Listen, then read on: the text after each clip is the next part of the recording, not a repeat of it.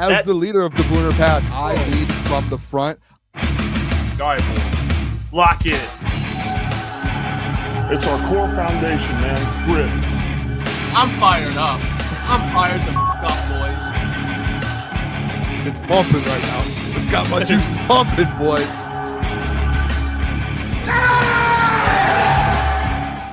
Welcome to Crunch Time Sports with Jeff and Booner. It's Tuesday, August 5th. We are back. Day before Detroit's training camp. All right, we're going to be there tomorrow, by the way. So if you're going down to Allen Park tomorrow, we'll be there. We're fired up about it. We got things to get to today that occurred last night that we weren't able to cover. Now we have information, actually big information. And we have Raj joining us in the second hour to talk Let's go. Good show planned for tonight, bro. Good show. Yeah, I'm pumped up. I can't wait. I'm trying to fix my sound over here. Sound's fixed. Pumped up. Obviously, yeah, we're going to be in the building tomorrow for training camp. I love one of my favorite times of the year is training camp. Going down to Allen Park, you know, we get 4 or 5 days down there a year. I love just seeing the fellas in action because during the season we're doing watch parties, we're doing all these different things, so we aren't able to actually get to games. So we're actually able to see the guys in action in person, which is always a good time. But yeah, I'm pumped up. And today, honestly, Jeff, there's a lot going on today. What did you? By the way, I don't know why we didn't put this in the prep. Did you see that smelling salts got banned from the NFL today? Yeah, because apparently it masks concussion symptoms. That's what they fear. You know what? I get it. Respect. You can't ban smelling salts. That's a football. That's like banning, I don't know, baseballs in baseball. That's what you're doing. Football forever from the early days has just been smelling salts to get guys going. You see George Kittle? George Kittle, it's like a drug to him. He's like, I use it for every single play. He's on the field like here we go. Yeah, that's insane, dude. That's nuts. You can't ban smelling if you have anything. I don't know the research. I don't know if it does it actually. Dude, no concussion symptoms. I don't know. Next they're gonna do. It's just gonna turn into flag football at the end of the day. What are we doing here? There has to be lines drawn. I want to know: is it if you take the smelling salts right before you go out in the field and you get hit and you hit your head? Is that what they're referring to? Maybe it you can't fully notice if you have a concussion, or is it? Can we just say, hey, if you do suffer a concussion, you can't inhale smelling salts? You know what I mean? I think it's probably the first scenario.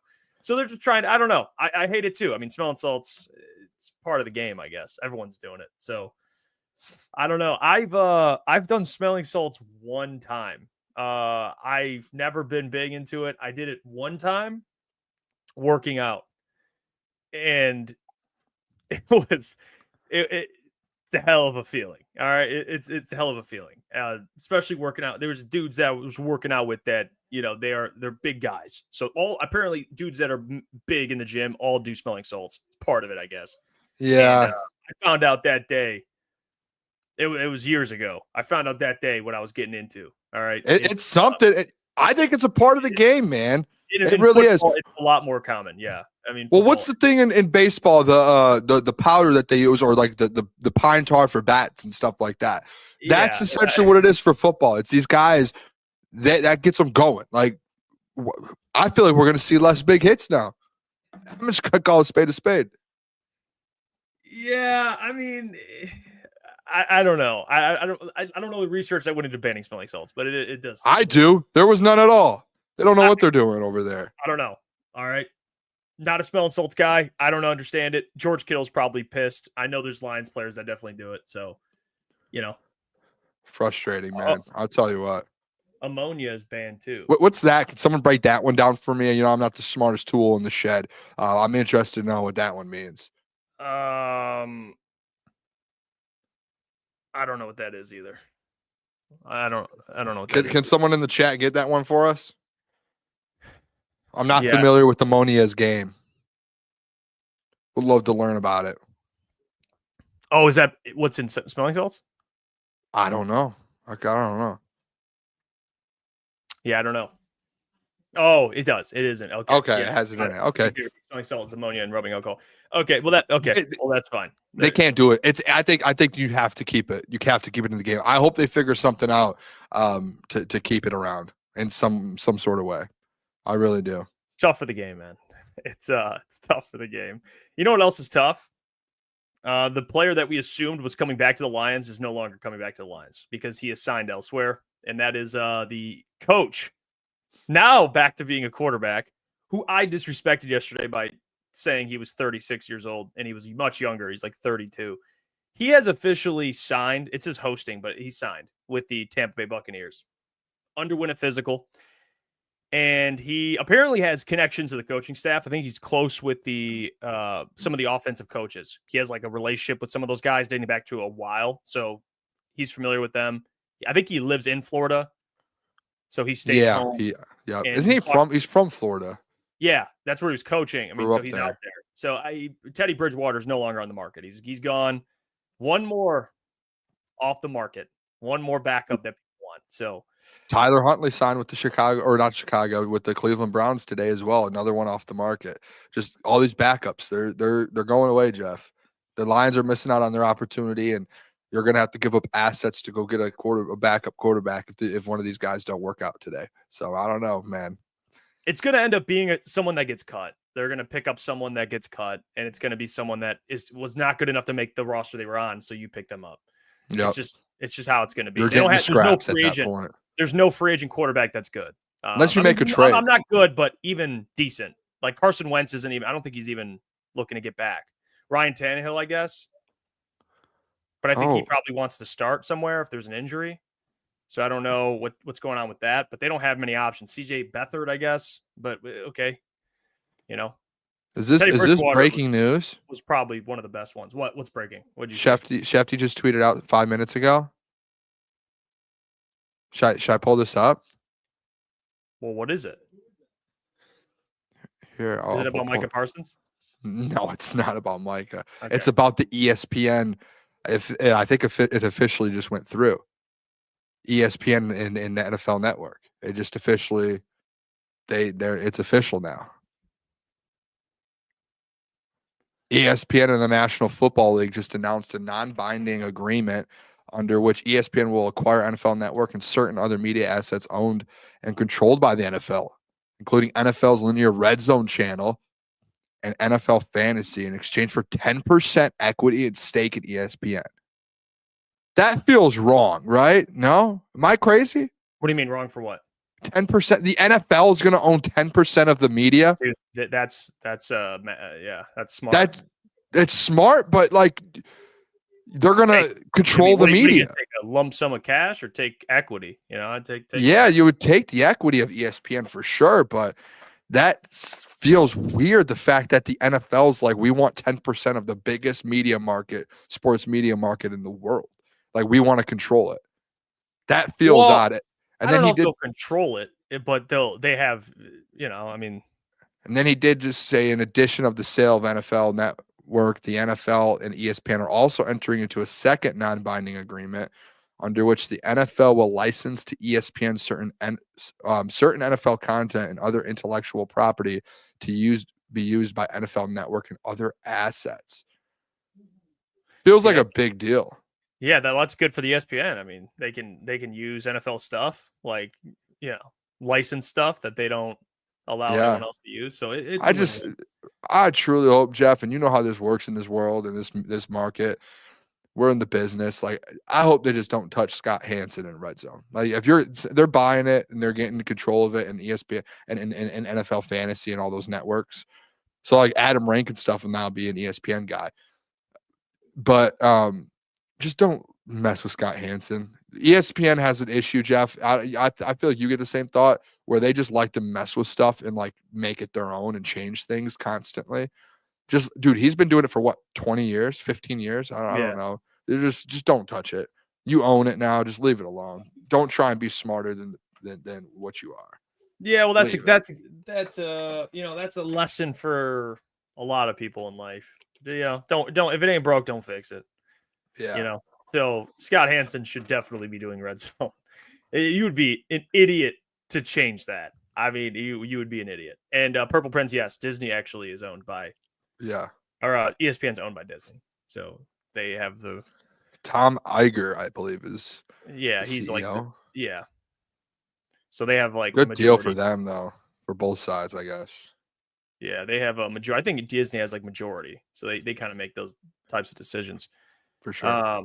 But yeah, that's I did not see that, so we'll see what that. It but just at came least- out about 2 minutes ago. What'd you think of? Yeah, so I just want to bring up the Teddy Bridgewater stuff. I mean, it sucks. He's gone. So I don't know. I think that was more just, he didn't have to travel. He stays in Florida. It sucks. It's whatever. The Lions, Yeah. I think that it comes down to they just feel good about what they have. I think that's really just what it is, because they would have already spoken to, unless they have spoken to him. I don't know, but For sure. they must like what they have. That's I'm sure they did speak with him about guess. I want to see why Dan, as high as Dan has spoken about Teddy in the past, I don't see why they wouldn't have had a conversation. They knew Teddy was going to come back to the NFL because he did get suspended in the high school, which that stuff was ridiculous on its own. But at the end of the day, it is maybe you might be right, Jeff. Maybe they do feel comfortable with these guys, and that's why they didn't bring him in. I don't know. I wouldn't see why they wouldn't have brought him in. Yeah, I know. We'll find out on Friday, which will be live, by the way. So you should come hang out with us. We'll be live watching the game, reacting to whatever we're reacting to. Hopefully, it's a much better turnout than not turnout in terms of like the viewership, because if people were supporting it, but at least what we were watching better than what we experienced last Thursday. Which I guess people have takeaways from that game, which we talked about. Like, there's only some things you should take away, and I know Cowherd went on air and said that game was the Lions looked like dysfunctional and looked unorganized. And it's like, I think Colin suggested that there should be red flags based on how they looked out there. Not score, but the penalties, the turnovers. It's like, we just need to get to the regular season, man. Dude, I just want football. I'm so tired. I know it's like people are gonna overanalyze. Like, we have to obviously talk about it, but like there comes a point where it's just like you're overanalyzing a Hall of Fame game. Like, what are we doing here, dude?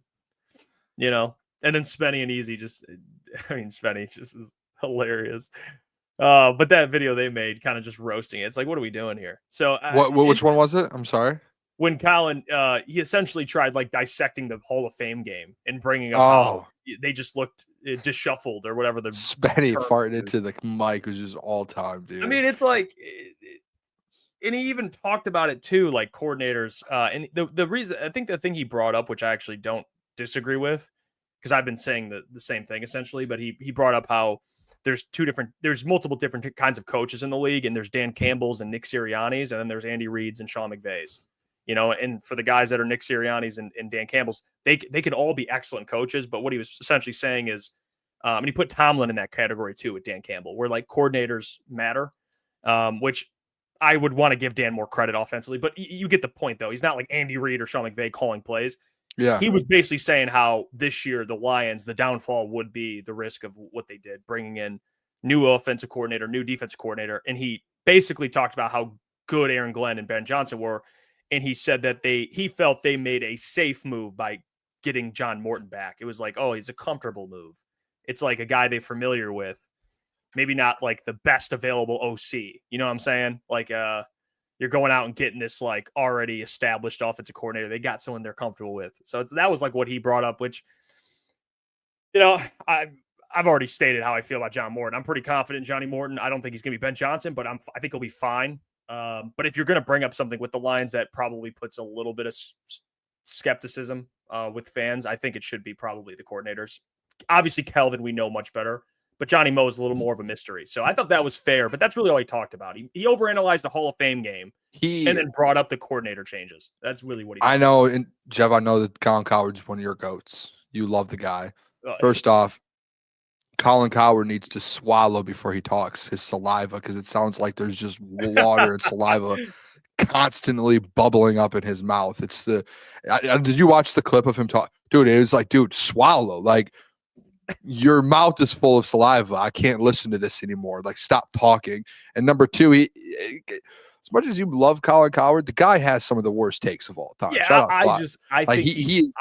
And I don't think he's right all the time. I think he's right. He's wrong majority of the time. At the end of the day, he just knows how to get people going. Him talking about the Hall of Fame game the way he did is exactly why he's on Fox. Is because he's good at taking moments like that and pouring gas on the fire. Like a moment that really what he's doing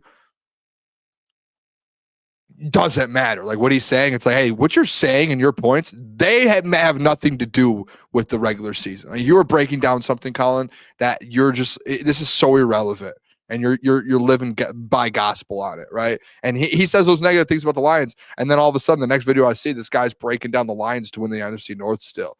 So it's just like, yeah, I can't. And you know what's crazy too? And Jeff, I'm not saying you're the guy that always calls people out for being the middle guy. This guy, Colin Cowherd, did a whole prediction segment I watched today. And they put his predictions on the screen. And he goes, you know what? I'm going to change a couple of these things. So now he has his graphics that are one thing. And he has these other things. He played the middle. This guy, he's good at what he does. He's playing the middle. He's playing two sides.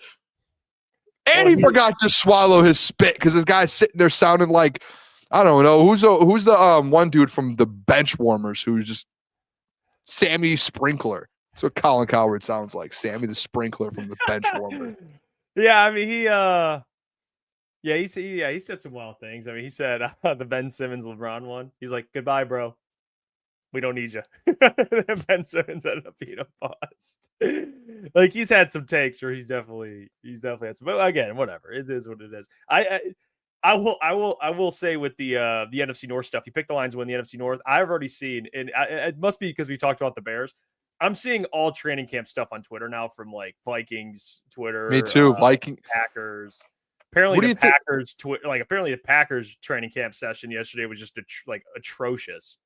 Absolutely. It's going to come out. That's why yesterday you're right in a sense to where you're going to see both sides of it. And honestly, at the end of the day, none of it really matters until you get to week one, right? Like training camp stuff is just these guys are going to have bad camps. They're going to have good days. They're going to have bad days. You really don't need to take too much account to it. Who do you think Colin Cowherd, Jeff, had as the second team in the NFC North going to the wild card? Getting second. I already saw it. Who? The Bears. Yeah, but then guess what he did? After they put the graphic up there, the guy goes, you know what, just give me the Packers. So he has both of them out there in the world. So he could be like, well, I have this graphic that shows the Bears. Oh, but if the Bears don't make it, he could show the clip that says, oh, well, I switched to the Pack. This guy knows. He's a pro, man. He's a pro. Yeah, I mean, yeah, what a pro move. But I've seen it all. I've seen the Packers. Jordan Love had like 3 picks and like a scrimmage or something like that. I did see a couple good throws from JJ from yesterday, which like to see. Well, I don't because the Vikings, but as a Michigan man, it's good to see the man making some good reads, good throws. So it's the propaganda. It's the propaganda time for sure. We've seen it. And then I saw another video that Caleb Williams doing the same, throwing the balls into the net. And he hit every single one. So like I was like, okay. So you gotta send that to me. Why not? Why don't you send that stuff when you do stuff? Because it's all stupid anyway. Like I don't care. It's just freaking. I mean, he's an NFL quarterback. He should be able to throw a ball into a net. Like I'm not surprised I saw that. But anyway, yeah. If there is something to be, I guess, a little worried about, it's probably injuries, which are already occurring, not on the scale of last year, but they're happening. And then I think the coordinators probably is a fair point. And then you don't have Frank Ragnow, so the O-line is probably like those top 3 things that you always have to be weary of a little bit. I did see Tim Twentyman did his day 10 takeaways. I do want to show that so we can kind of talk about it. Shout out to Tim Twentyman. Does a very, very good work. And he went through a lot of stuff that I think is very important. Very important. By the way, before we start this, I do want to address Alan. Alan said, are we doing like a potential maybe fantasy league with members? We should do something for members. Like we definitely should take care of those people. I think maybe a fantasy league would be cool with members. We'll figure it out, Alan. Do you know, I know I mentioned this before. Do you know if we're not in the league, are we able to manage the league still? You can manage and be in the league. Okay. You know what I'm going to do? I'm going to reach out. I don't know if he's in the chat. We can have 2 different leagues. We'll have leagues that each of us are in. And I'm going to reach out and we'll do another league to Freddie Felt. And and see if he'll start. We'll do 2 leagues, one that we're in and some members can be in, and then we'll do one where Freddie's kind of I'll see if he wants to be the manager of it so we can get more people. Well, I would like to try and get as many people within a crunch time leagues as we can. So it gives people more opportunities to be involved. But to answer the question, yes, we will be doing something with the members. All right. Here's Tim 20-minute takeaways. Went through day 10 training camp observations. The first thing he mentioned here, he put dominant defense, which that's a headline right there. Dominant defense. Well, you saw the Amik Robertson pick, right? Yeah, that was posted. Yeah, dude, that was one of the. That was unbelievable. That might have been one of the greatest catches I've ever seen in it. I know it wasn't a game. Track the ball down. The fact that he kept his feet in, and that was nuts, man. And Tim wrote here, it was a pretty dominating performance for Detroit's defense overall Monday night as the Lions held a long and physical night practice at the Meyer Performance Center. The defense generated a ton of pressure on Detroit's quarterbacks in team periods, created a few turnovers as well from a Jack Campbell fumble recovery, Alex Anzalone interception, and Amik Robertson interception. The defense has looked great all camp, but Monday was a particularly strong day. You know what I like? The defense generated a ton of pressure. All right. I will like it for the defense. Don't like it for the offensive line. But the turnovers are nice to see. I did see, which I'm sure he'll talk about it a little more. I believe Tyreek Williams had some almost sacks. So Tyreek's starting to get a little comfortable. He was a little comfortable out there. Yeah. Tyreek was looking good. They were kind of moving guys in the ones. We'll talk about Keith Cooper. He got some praise yesterday, but the defense, man, they've and Aleem even talked about it. I think Tim 20-minute came out with an article, and Aleem said that he thinks the defense has been really good. He can't wait to join them. He's like, yeah, this defense has been flying around. So we could talk about the new OC and John Morton, but I'm personally, I want to see this defense. Like I want to see the defense for sure. I do. Yeah, I want to see the one thing too. I don't know if you noticed this, Jeff. In some of these highlights and one-on-one videos that they're putting out there, we know what Alex Anzalone is. He had the interception. I think it was like a tipped pass, gets an interception. He's gotten cooked a couple of times. Jameer Gibbs, Sam Laporta. I know they're two big time. You're gonna get cooked every time. Sam Laporta down the sideline as well. I'm not saying that's what Anzo is. But it's interesting to see like the iron sharpens irons type of thing here with those guys and those players. But you look at a guy like Anzo and Jack kind of having big days where the fumble recovery, interception. Amik, we already know what Amik brings to the table. I mean, I think the thing with Amik, Jeff, is he's just so consistent. Like, you know what you're getting out of him, right? Like, you understand what you're getting. And then the fact that DJ Reed, it's a similar thing. Just a vet, you know what you're getting. And Terrion, dude, me and you, we saw Terrion in person a couple times, and obviously he's out right now. He looks like he is taking a big step forward. Like, did you feel? People hate this word. The aura, like the Terrion Arnold aura, like, and I know you felt it a little bit. Like Terrion, I saw Klotz just put in there hot take. Amik's going to be the best corner. That he can't be farther. Amik's going to be very good. When Terrion wasn't hurt, before he got hurt, Terrion's going to be the best corner on this team. Like, Terrion's going to take that jump. He's a potential Pro Bowler, and he's going to have, like, people are going to start looking at Terrion differently this year. And you could tell it in practice. Like, just him versus Brian Branch. Him versus Amon-Ra. Him versus J-Mo. Like, it was very clear, like, Terrion is a little bit different this year. So I think this corner room as a whole, Jeff, is going to take a massive step forward. Which finally, did Brad not say one time, Jeff, that he is best evaluating corners? Am I crazy for that? No, I'm 99% sure he said that. So, like, finally, what is it, year 5 of Brad Holmes? And finally, the corner room's coming together. And it was like, hey, he has said this is his best position. And I'm glad that Terrion's starting to come into form. If he stays healthy, it's a different Terrion Arnold. And Amik is Amik being your second, third guy and DJ being your second, third guy. This room is elevated to a different level, in my opinion, personally. They just got scrappy dudes. Amik's just scrappy. Like you said, you know what he's going to bring. You also know what you lose when he gets hurt. Like when he got hurt against the Commanders, you knew what they lost. You're like, oh no. They lost, like, Amit can play inside, outside. He hits. He gets his hands on footballs. He turns the ball over. He could, I think he had a couple forced fumbles last year. He did. No, So dude. he might be like one of the most underrated players on the Lions, period. Like I think he's very underrated. You go look at what he's making too. Like he's not getting paid. He's a very, very underrated player. I think. Yeah. Him being that's one of the better, like he's like your CB2/3 and your nickel. That's one of the probably better ones when you're talking about, like, if you're looking at a depth chart of corners in the NFL, having him as that third best guy. It's one of the better ones in the NFL. Yeah, Lukas said Amit will be the most productive corner. I mean, if you're talking about interceptions and like turnovers, if you're talking about production, DJ Reed hasn't shown he's a very good lockdown. Not lockdowns. People throw that word around, but he's very good in coverage. He's shown that. But in terms of like turnovers, potentially, yeah. I think that nickel position too. You're in a better position a lot of times to be able to get forced. Personally, I feel like you're in a little better position. Could be wrong because it was like that with Brian Branch his rookie year. Well, he's closer to the football, so he'll have opportunities to rip the ball out, which he did a couple times. He's not going to be your best corner. Like Terrion's going to be your, like, that's going to be your dude. Like, in my opinion, I think he's going to be like your lockdown corner, your Sauce Gardner, your Patrick Surtain. Like, that's going to be Terrion this year, and I think it's pretty known in that.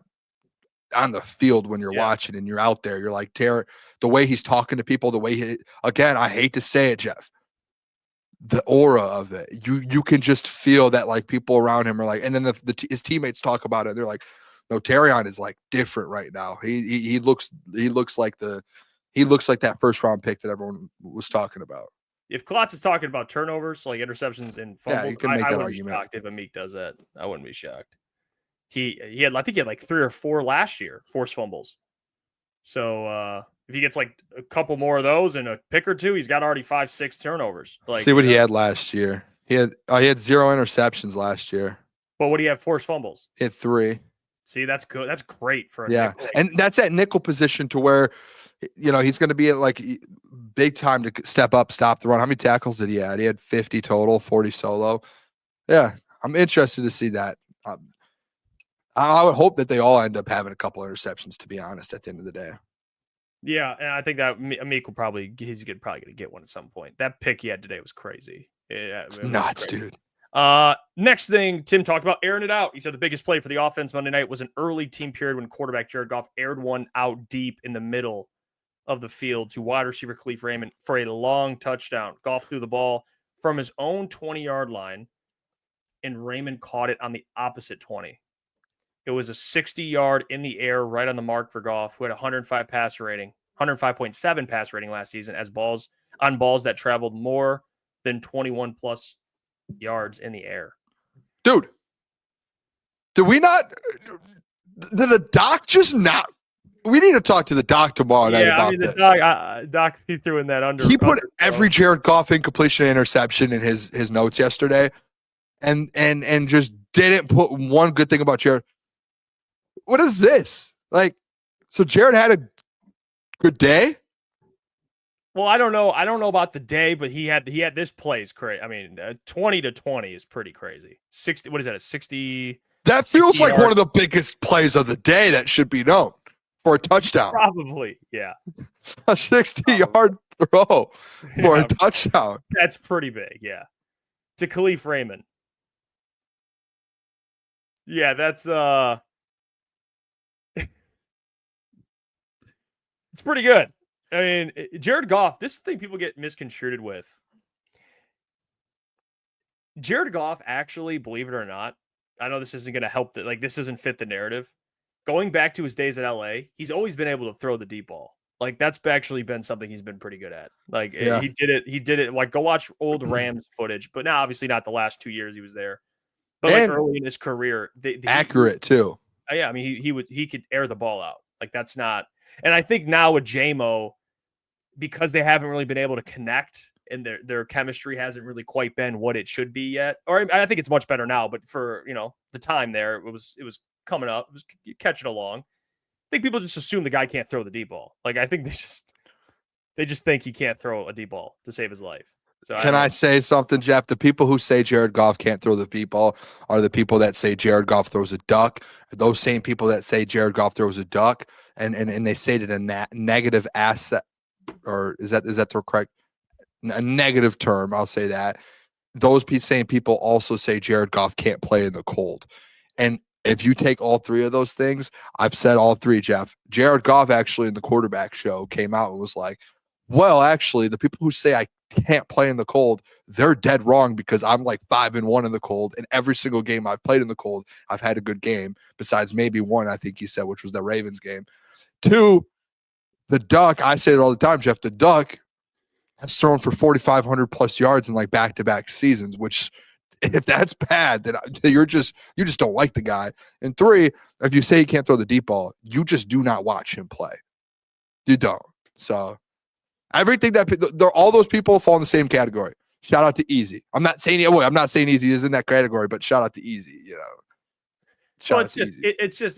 I think again the JMO stuff poisoned people a little bit because they're like, well, he underthrew JMO. It's like, oh, the guy can't throw a deep ball. It's like, no, go watch his old days with the Rams, man. He could throw the deep ball. Remember the deep ball to DJ Chark that for a season? Like Jared Goff. Yeah, it's like this. Perfectly said, ETN. People confuse deep ball ability with arm strength. Yes. That's well said. Agreed. Said. Well said, ETN. It's and Jared Goff's been accurate throwing the deep ball to JMO. Like, and people will be like, well, he underthrew this one. He gets the ball to JMO. There's maybe 1 or 2 times I think when we've seen Jared Goff the last 2 seasons throw a deep ball and it really falls short. There's been more often than not, the guy's throwing a deep ball to JMO, Amon-Ra, Sam Laporta. We've seen it as well. We've seen it to Tim Patrick and it falls right, or DJ Chark falls right in the pocket and you get a touchdown and it's accurate. Yeah. It's right where it needs to be majority of the time. And he's done it to Khalif too. Remember Khalif? I think it was in Green Bay one year. He did it to Khalif. It's again, those people who say Jared Goff can't throw the deep ball, those are the people who he's throwing ducks. He can't play in the cold. He can't do this. He can't do that. Come on. He can't run. False narrative. Well, he can't really run. I was about to say, you're saying he can run? Yeah, he can't really run. That's okay. Makes up for it. Put some respect on the man's name, huh? Tim 20man also, I love this. Coach's approval, he writes. Nothing makes assistant head coach and wide receivers coach Scotty Montgomery happier than watching one of his receivers make a big play in the run game. Rookie Isaac TeSlaa pancaked. Sorry, Boone.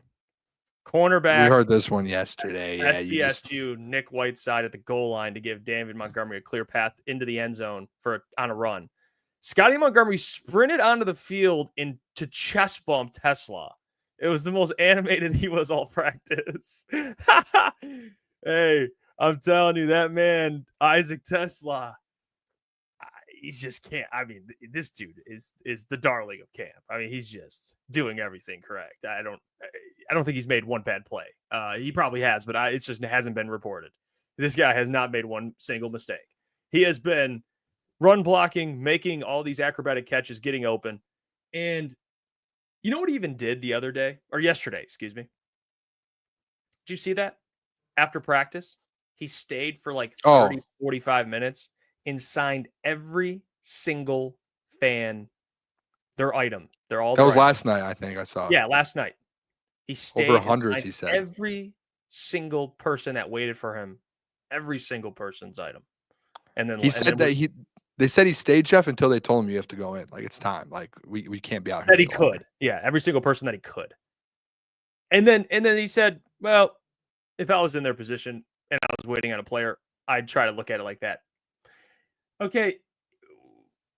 I know yesterday we talked about Brad Holmes and his infatuation, his fascination. I think that's the right word. Yeah. Fascination with injured players. Can we also talk about how well he drafts when it comes to character?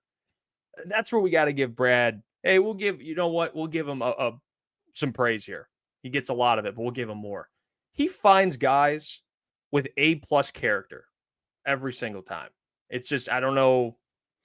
Go through pretty much every draft pick. You're not going to find too many red flag characters. Even this draft class, like Tate Ratledge, Tyreek, Isaac TeSlaa, their first three picks, all studs, human beings, all studs. So I gotta give some love to Brad on that one. The human element, those guys understand. They understand the character. Yeah, Jay-Z stated many times, character is number one thing to look for. It shows. Yeah. Even like Miles Frazier, hearing him talk, character, high character. Dominic Lovett. I've heard great things. Dan Jackson, great things. Like Ahmed, obviously we know Ahmed, the top of the line character. I mean, Ahmed Hassanin. Yeah. I think the fact too, like that he could play. Like they find guys who have the talent. They do. It's not even just like they have the talent. I think one of the coolest things about it, it's the mixture of, hey, they can find guys that have talent, Jeff. They can find guys who do the dirty work, like block and things like that. Because there are a lot of really talented wide receivers out there who you could be like, yeah, let's draft them, let's bring them in. But they're not willing to go put their body on the line to block, right? They're not willing to go do things like that. And like they go find guys like Amon-Ra St. Brown, very high character, very, very elite blocker, very good in the run game, obviously, very good in the pass game, like elite at what he does. And it's the same thing with an Isaac TeSlaa, like can do everything you need a receiver to do. Great in the run game, great person, great character. Like they just somehow they have the staff that they built, the scouting staff that they built, man, just they have a knack for it and they know what to look for and they know what they need and they know what it's about. The only downfall is that they do really like guys that have high characters so much to where even if they're injury prone guys and they get hurt a lot, they look at the character first and they get really blindsided by the character. Yeah, or the skill or whatever it is. Yeah, not the injury part. They don't look at the medical. We don't need the medical report. It's all good. Yeah, we don't. Yeah, who cares about it? He also writes, "Your perfect fit. Veteran cornerback DJ Reed looks to be a perfect fit in Kelvin Shepard's defense. What's been most impressive about Reed is his man cover skills. He's been great in one-on-one reps with the receivers, running step for step with J-Mo multiple times to break up passes. Reed is fast and physical, and that is a good combination for that position in this defense." Jeff, are we about to have one of the best corner rooms in the NFL, 1 to 3? It's contingent on what Terran Arnold you're getting. I mean, if Terrion is what we've seen at training camp, and DJ Reader's this good, and DJ Reader's DJ Reed, or DJ Reed's DJ Reed, and Amik's Amik, give me those three over anyone in the NFL. There's a couple obviously you would take, but you could put them up with a lot of different dudes. Well, I mean, by the way, I guess we'll talk about it after. I wanted to mention it during Isaac's thing, but we'll revisit it. What was it? I want to say this about DJ Reed real quick and the secondary. I think the secondary is going to be very good. I thought Carlton Davis was fair. I thought Carlton Davis was good. It just came down to injuries and, Terran Arnold he's not what he is now. So he was still kind of learning on the go. He was kind of thrown into the fire. And I think Amik second year now in the defense, you're going to get a better version of him. So I think this is a better, and Brian and Kirby are a year older. So I just think the whole secondary is more mature and better. And then you're adding DJ Reed, who's his best quality is what he can do in man coverage. So I am excited about the secondary. I think they're going to be very good. Obviously, it's a little contingent on the pass rush, but we'll see. But as just on paper, very, very, very good secondary. Can I ask you a question? Very good. Yep. So if you have TA, you have Amik at the nickel, right? You have DJ Reed.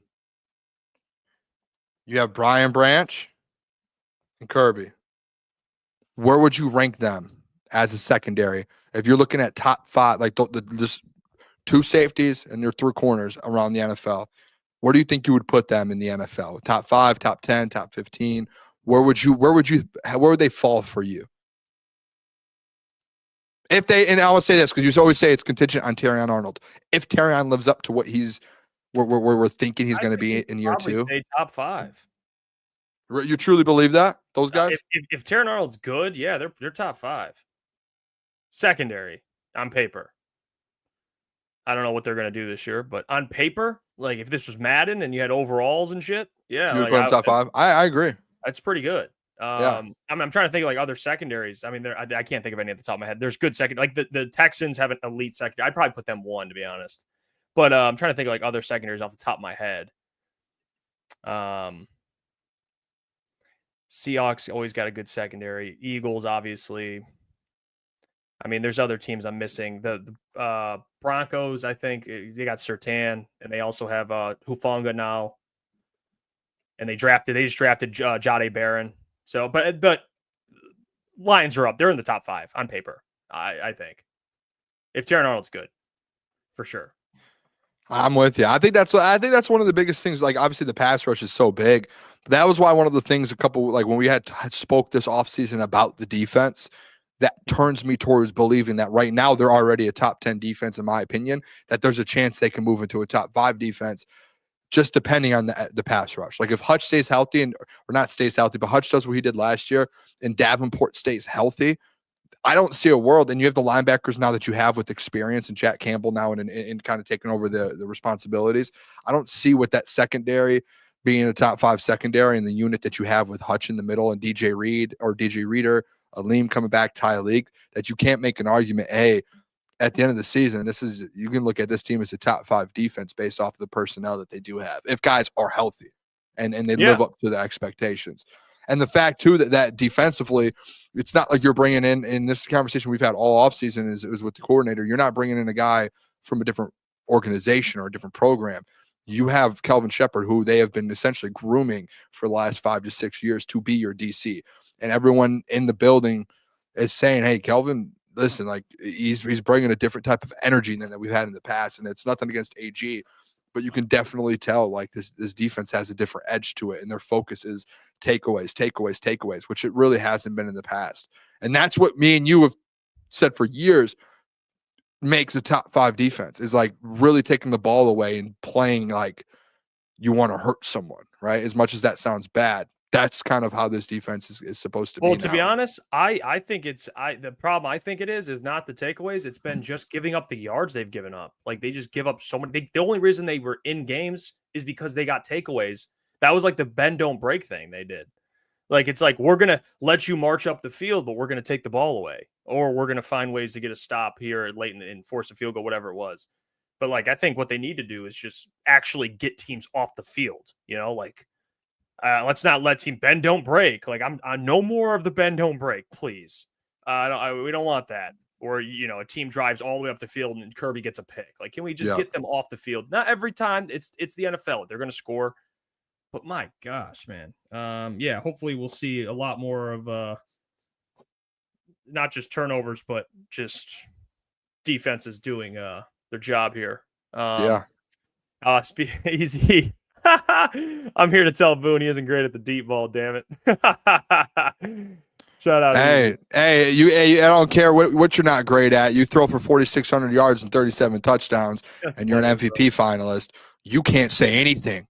You got to sit on your hands over there, Easy. Let your hands fall asleep. Go. I don't want to hear anything from Easy. He throws ducks. He throws ducks.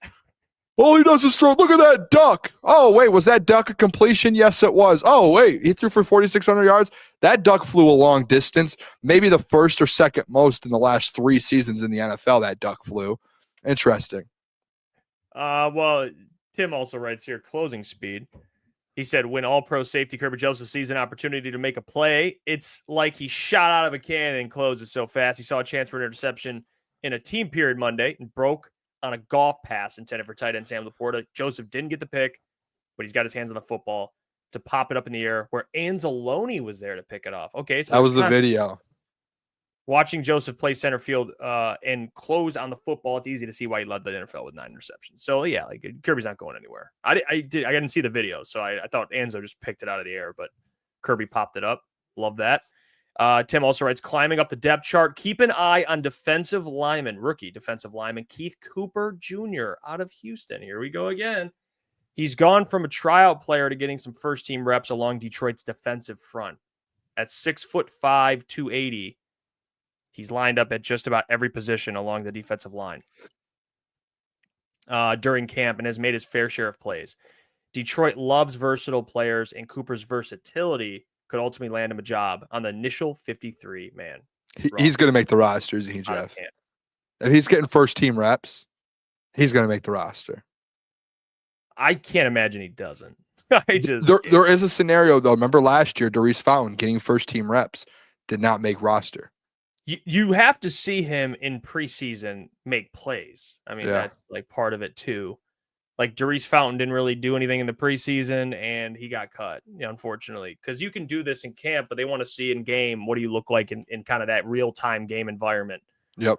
And he, all due respect, didn't look great. And then in the scrimmage we watched, he jumped off sides. So there's little things but he apparently had a good practice yesterday. So that's good. He's getting better. He's building. So it's just, like Jay-Z said, just the consistency, just the consistency. So we'll pay attention to that. I think that I want to make sure I get through just the highlight plays too, which we kind of talked about. It just said, I want to read this part of it actually. Tyreek and Aiden Hutchinson could be a real problem for opposing offensive lines when they were lined up next to each other. They had one rep where they pushed the left guard, Mahogany, and left tackle, Giovanni Manu, right back into Goff for a sack. Maybe a little bit of a debate who got there first, but it looks simultaneous to me. Oh, my gosh. And Mahogany's had a really good camp, by the way. So this is that. I mean, Manu is Manu. I mean, he got beat, but Tyreek and Hutch. That's going to be a problem, and especially when Aleem gets back too. And I think the future, if you think about this, like the future, not just this year, but the next 2 or 3 years with Tyreek and Aleem, if Aleem can stay healthy, like if that man can stay healthy for a season or two, and then you have Tyreek in there just wreaking havoc on defenses, and you have Hutch, Tyreek, and Aleem McNeil of the future, and potentially Ahmed Hassanin, the D line, man. I've been waiting to hear for a report about Tyreek. We just haven't. He's I don't want to say he like fully has struggled. It's one of those things where me and you were argued about yesterday, to where there are always reports in camp, guys struggle, but they also do have good days where people don't talk about it. I've just been waiting to hear just a report of a Tyreek Williams just masterclass of a day. So I'm pumped up that yesterday we got to see that. I'm interested when we get there tomorrow. I want to see Tyreek put that back to back together, because I think they were off today. Back-to-back practices tomorrow, come out there and just dominate again. I want to see that. He's getting comfortable now. You'll see him out there. I mean, I had the video. I saw the video of him pushing Tate Ratledge back. Tate got him. The scrimmage we were there, kind of body slammed him. Yep. But it'll be different as camp goes on. Like, yeah, Tyreek is a guy. He's gonna do some things he does won't always pop up on the stat sheet, but he's very talented. He's light on his feet. What do they call him? What? A dancing bear? Well, those the light on their feet, those are called ballerinas. Yeah, but what they say inside the den, I think they call him a dancing bear. I think that's the term they used. They're like, he's a dancing bear. Like he's just a big dude who can move. Did you see, by the way, this is so off topic, did you see the Seattle Kraken, their mascot, what happened? No. Dude, they were doing a video in Seattle out on the water, like in a river, fishing, like catching fish, and there was a bear on the other side, a brown bear, and it's a mascot, so it's not like a human. It's like their mascot, Jeff, looks like a troll. Like it looks like, dude, it doesn't look like a normal mascot. I'll pull up this picture of it. Hold on. Can I save this picture? Dude, it's one of the craziest things of all time, Jeff. I need to see this right now. Hold on. I'm going to try and get this picture of the bear running at this thing, dude. It's nuts. Dude, Jeff, this mascot, it's one of the craziest things you'll ever see. Hold on. I'm trying to get it here for us.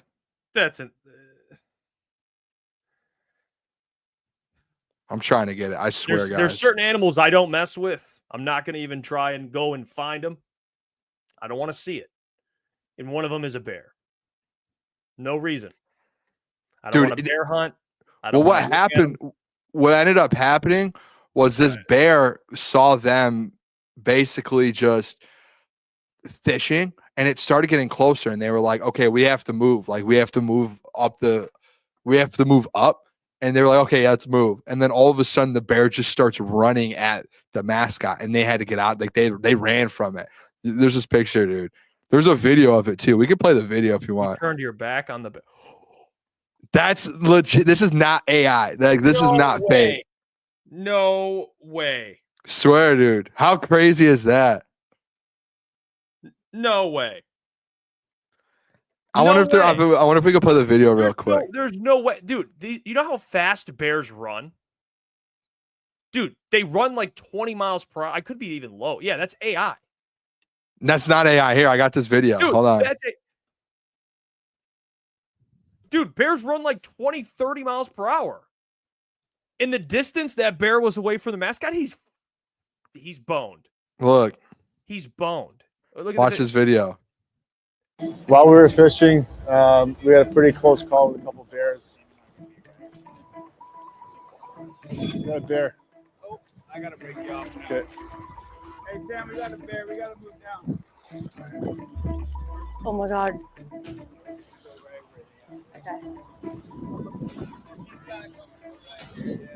No, dude, there's no way. Look how close this bear got. No. I want to blame it on Bowie. They were pretty interested in No way. No, his whole look, no, so we got out of it okay. But no. How crazy is that? It's not. No. I'm telling you one thing. If you're a mascot and you're all silent doing the mascot shit, and there's a bear running at you 30 miles per hour, you're not going to go. No, this is real. This is not AI. Because you know what? Yes, it is, You know what the dude. mascot would have done? Oh shit!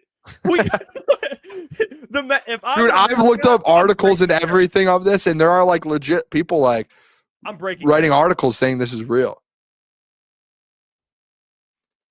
This isn't a joke. This is real. This is not AI. This is real. I all day today I was looking at it. All I did today at work, I worked today and I watched Theo Von with the Rizzler, and I researched this grizzly bear. Wow, you just had the shit you do, man. I mean, you watched the Rizzler and then you watched an AI bear chase a guy. Theo Von and the Rizzler was one of the greatest podcasts of all time today. There's no way if you're a mascot, dude. If this was Hooper, the Pistons. And literally, ABC News put it out. ABC News literally tweeted out the Seattle Kraken's mascot, Bowie, had a close call with a grizzly bear while the NHL team was fly fishing in Canada as part of the community outreach program. You know what that's called? Marketing. USA Today, a charging bear startled Seattle Kraken's mascot. New York Post, Kraken forward John Hayden mascot charged by grizzly bear while Alaska fishing.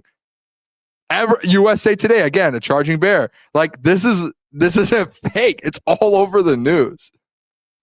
Dude, National Post. National Post is like the biggest, is one of the biggest ones. Grizzly bear charges at Seattle Kraken mascot. Every single, this isn't like fake news. These are like real news networks. ABC, everyone tweeting it. All the these are real articles.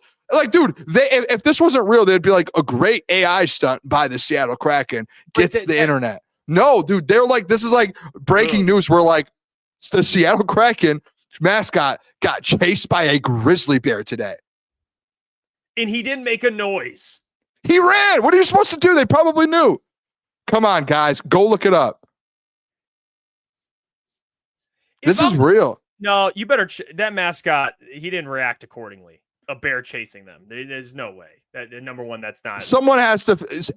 Someone prove to me, dude. The New York Post Sports, Kraken forward John Hayden mascot charged by grizzly bear while Alaska fishing. What's his name? John? AI. Is the mascot mute? Like, is he? This is real. I don't know what else to say. You know what? This is how crazy. This is how crazy this world has gotten to where when something actually crazy happens like this, no one wants to believe it, and everyone just wants to blame it on AI. You can't tell because it's AI. But it's real. Why would all of these major outlets be actually putting it out there saying this actually happened? The news. Why would the news just put it out there? They would be like, "This is a fake." Never lied. But no, Jeff, what I'm saying is if it was AI, they would put out what a great stunt and a great commercial or a great ad from the Seattle Kraken. They would be like, this was an unbelievable thought process. Like, why are they actually reporting it as real? Think of it like this. Like, have we gotten that deep into AI when something like, dude, would we have said like if there was like a major national crisis right now, everyone's just gonna see it online and just be like, yeah, that's AI, they really got us. When there's like actually like a war or something going on, you're like, yeah, no, they got us. That's it. Because they wouldn't lie. The people that put out the information, it wouldn't be AI. I mean, it could be AI. I guess you really don't know. But the people that put it out, Jeff, like there are major publications that are saying this is real. Okay, Boone. Remember the video of LeBron shooting the full court shot? Yeah, but did the New York Post put LeBron made the full court shot? Makes full court shot. No, they were like LeBron does a funny fake video and makes full court shot. ESPN might have made it real. Oh, but ESPN's trustworthy, I thought. Maybe this show was AI. We don't know. Can't do it. Can we assign someone in our chat, someone who watches us, maybe Easy if you're still listening? Can we assign someone just to go do some research real quick and figure this one out? It's AI. It's AI. I don't think it is. I think it is. Let's just look it up on Google right now. Is the Kraken mask? We're gonna move on. I want to get a vote in the chat. Let's get a vote, just to get the people's thoughts on this. Not that this video is the end real. Look at NBC News. Video captures moment Seattle Kraken mascot is chased by charging bear. I'm gonna read the ESPN article to see if it's fake. Okay, you guys vote on that. All right, I don't get it. I like the video. I like the stream too. Appreciate that, ETN. The poll's up. All right, you guys vote on it. You guys. It actually happened. I'm reading the article on ESPN, and they're actually saying it happened. It says the NHL team said it didn't intend to involve the bear in filming, but included it in a video posted to social media. Organizers had hired guides for safety. If it's real, respect to the mascot for just remaining in character, facing death. I mean, it says the run-in happened on June 25th as a part of an annual trip organized by the Bristol Bay Native Corporation in Alaska with events that promote youth ice hockey. Dude, this is real. Like it says, brown bears commonly feast on salmon, blah, blah, blah. Gobbling them is blah, blah, blah. This is real. The bear charged toward the mascot, splashing water, but turned away before making contact. By the Associated Press. I mean, it's AI, I thought. This is real. This actually happened. This is a world we're living in to where you guys are just all like instantly. I can't trust the thing. Something bad happens. Listen, the whole chat. I don't think there was one person in the chat that was on my side. That was literally 1 versus 180 of the people that were in here. I felt like I was a part of Sparta going up against the whole. The poll was 60-40 before you. Okay. That, so it was actually closer. Easy is still battle. Easy. It's confirmed real. I don't like the AP prep. It is confirmed real. Still sketchy. I just don't. The AP are they trustworthy? I don't know. I don't know what else to say. It's like one of those guys that don't trust anything. I don't trust any of these outlets. I just don't trust them. Shout out to the mascot though. That kind of held us cool. I mean, that's what made me think. Like, there's no way in a situation like that where you're like.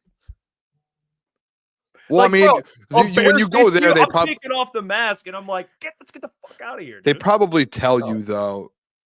They definitely probably tell you like when you go into those situations because they said that they're with trained professionals. Hey, this is how you should react towards it. You can't train me to react when my life's on the line. Okay? Well, if your life's on the line and you react the wrong way, you're going to get killed. It's like when they tell you like don't like yell at the bear or don't yell at the bear or stand still, and then you instead of staying still, you start running. A bear starts charging at you. Gentry doesn't know either. Gentry's saying, I think part of it's fake. Gentry, it's confirmed real. There's nothing fake about it. They literally reported that they had to run from the bear. We're done with this. This is going nowhere. It's real. Let's talk about Isaac TeSlaa. No, well, let's before Rogers, we can do the yes, let's do that. We'll talk about TeSlaa later. Yeah. By the way, it's 57-43. People think it's AI, but it's closer. I mean, what's funny is this is just so real. By the way, Easy's messing with me. He's messing with me. Dalton says Jeff isn't real.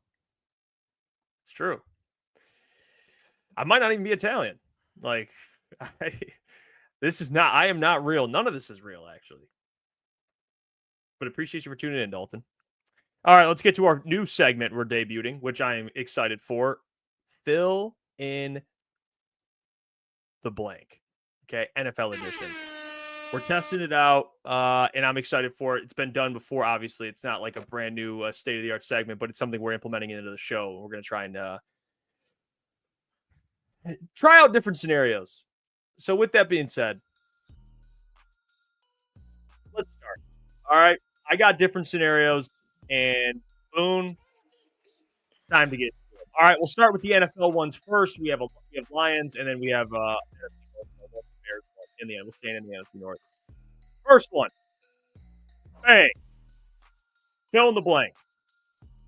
Blank will be the most improved player in the NFL this season. Hold on, Jeff. We got to shut this music off. Can't hear you. All right, you're good. You're like we got to work on your headphones. We got to figure that out. No, it's not me. You're going in and out. When you start the music, you go in and out. I think it's for the people as well. Yeah, AG's burner. Jeff, you missed some words. Yeah, I think it's not the volume, it's the audio messing with my microphone. It does that sometimes too. I'll let you go first on this though. Okay. I'll repeat that. Blank will be the most improved player in the NFL this season.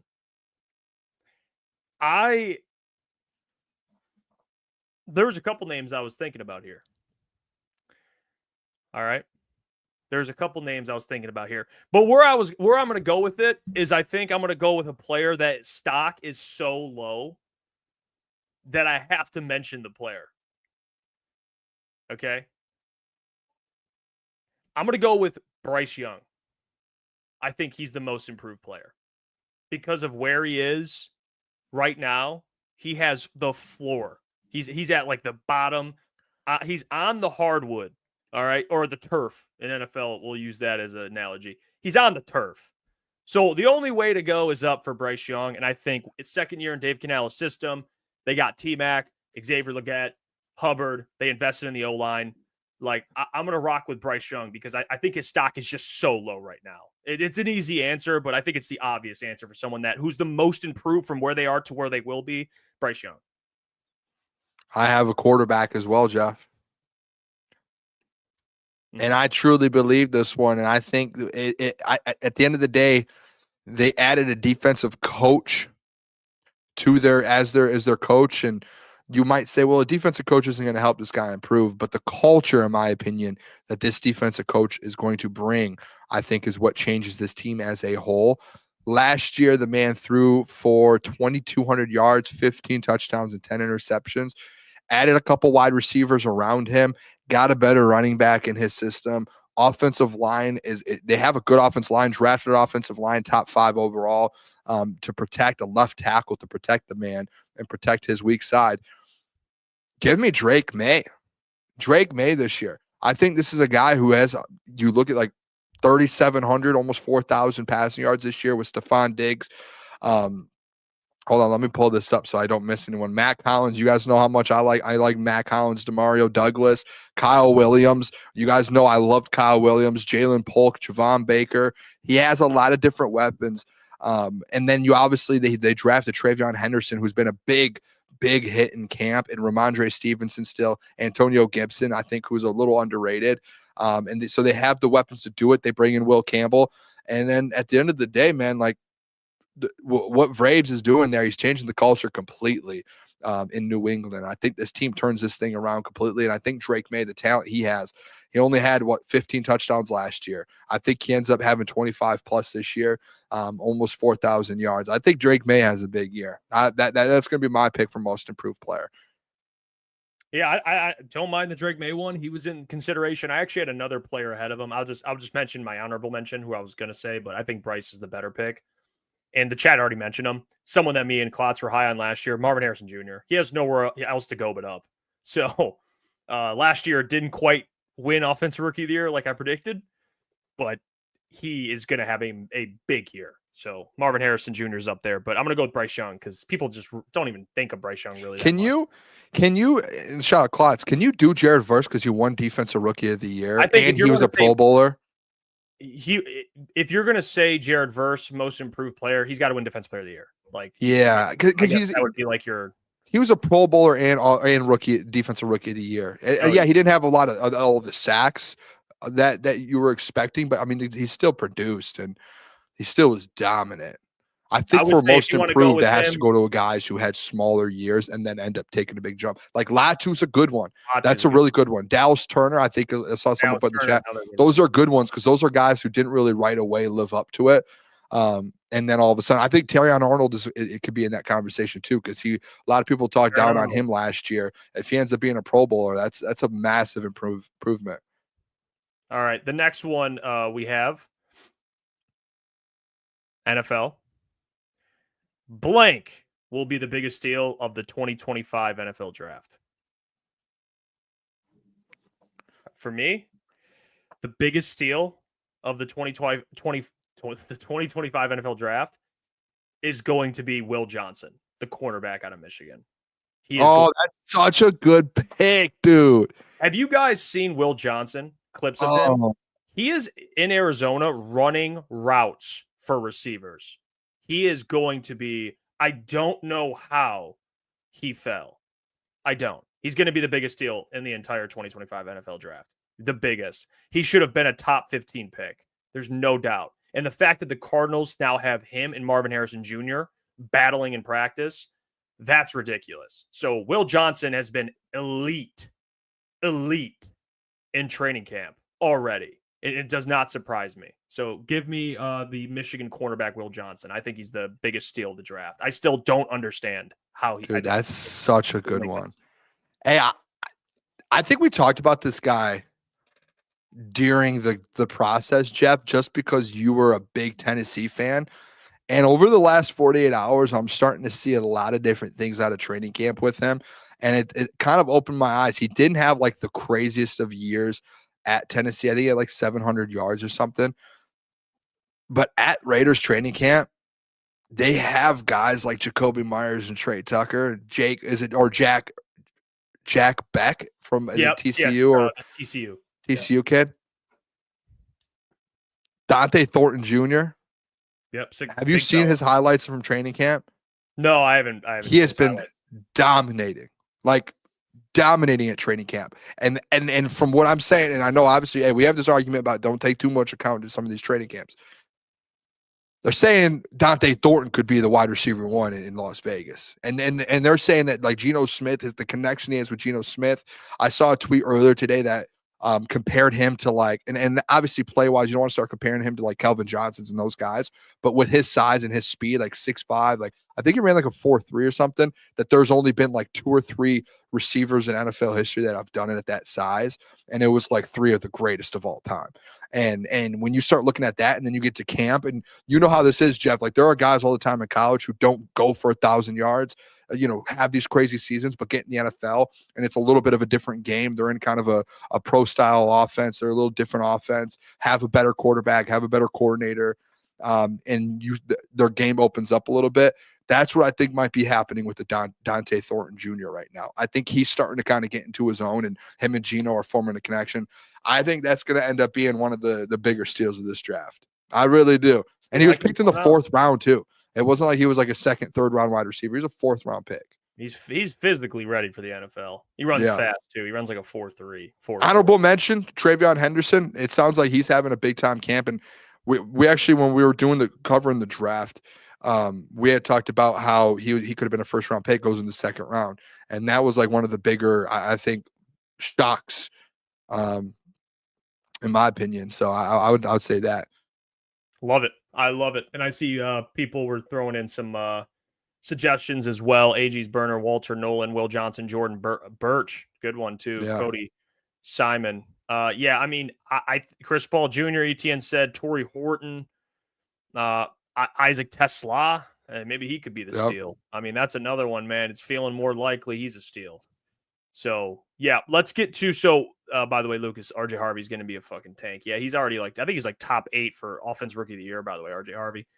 I got some Lions ones. All right, let's get to the Lions ones. The one we got here, the Detroit Lions offense will blank this NFL season. Okay, this is so the Detroit Lions offense will blank this season.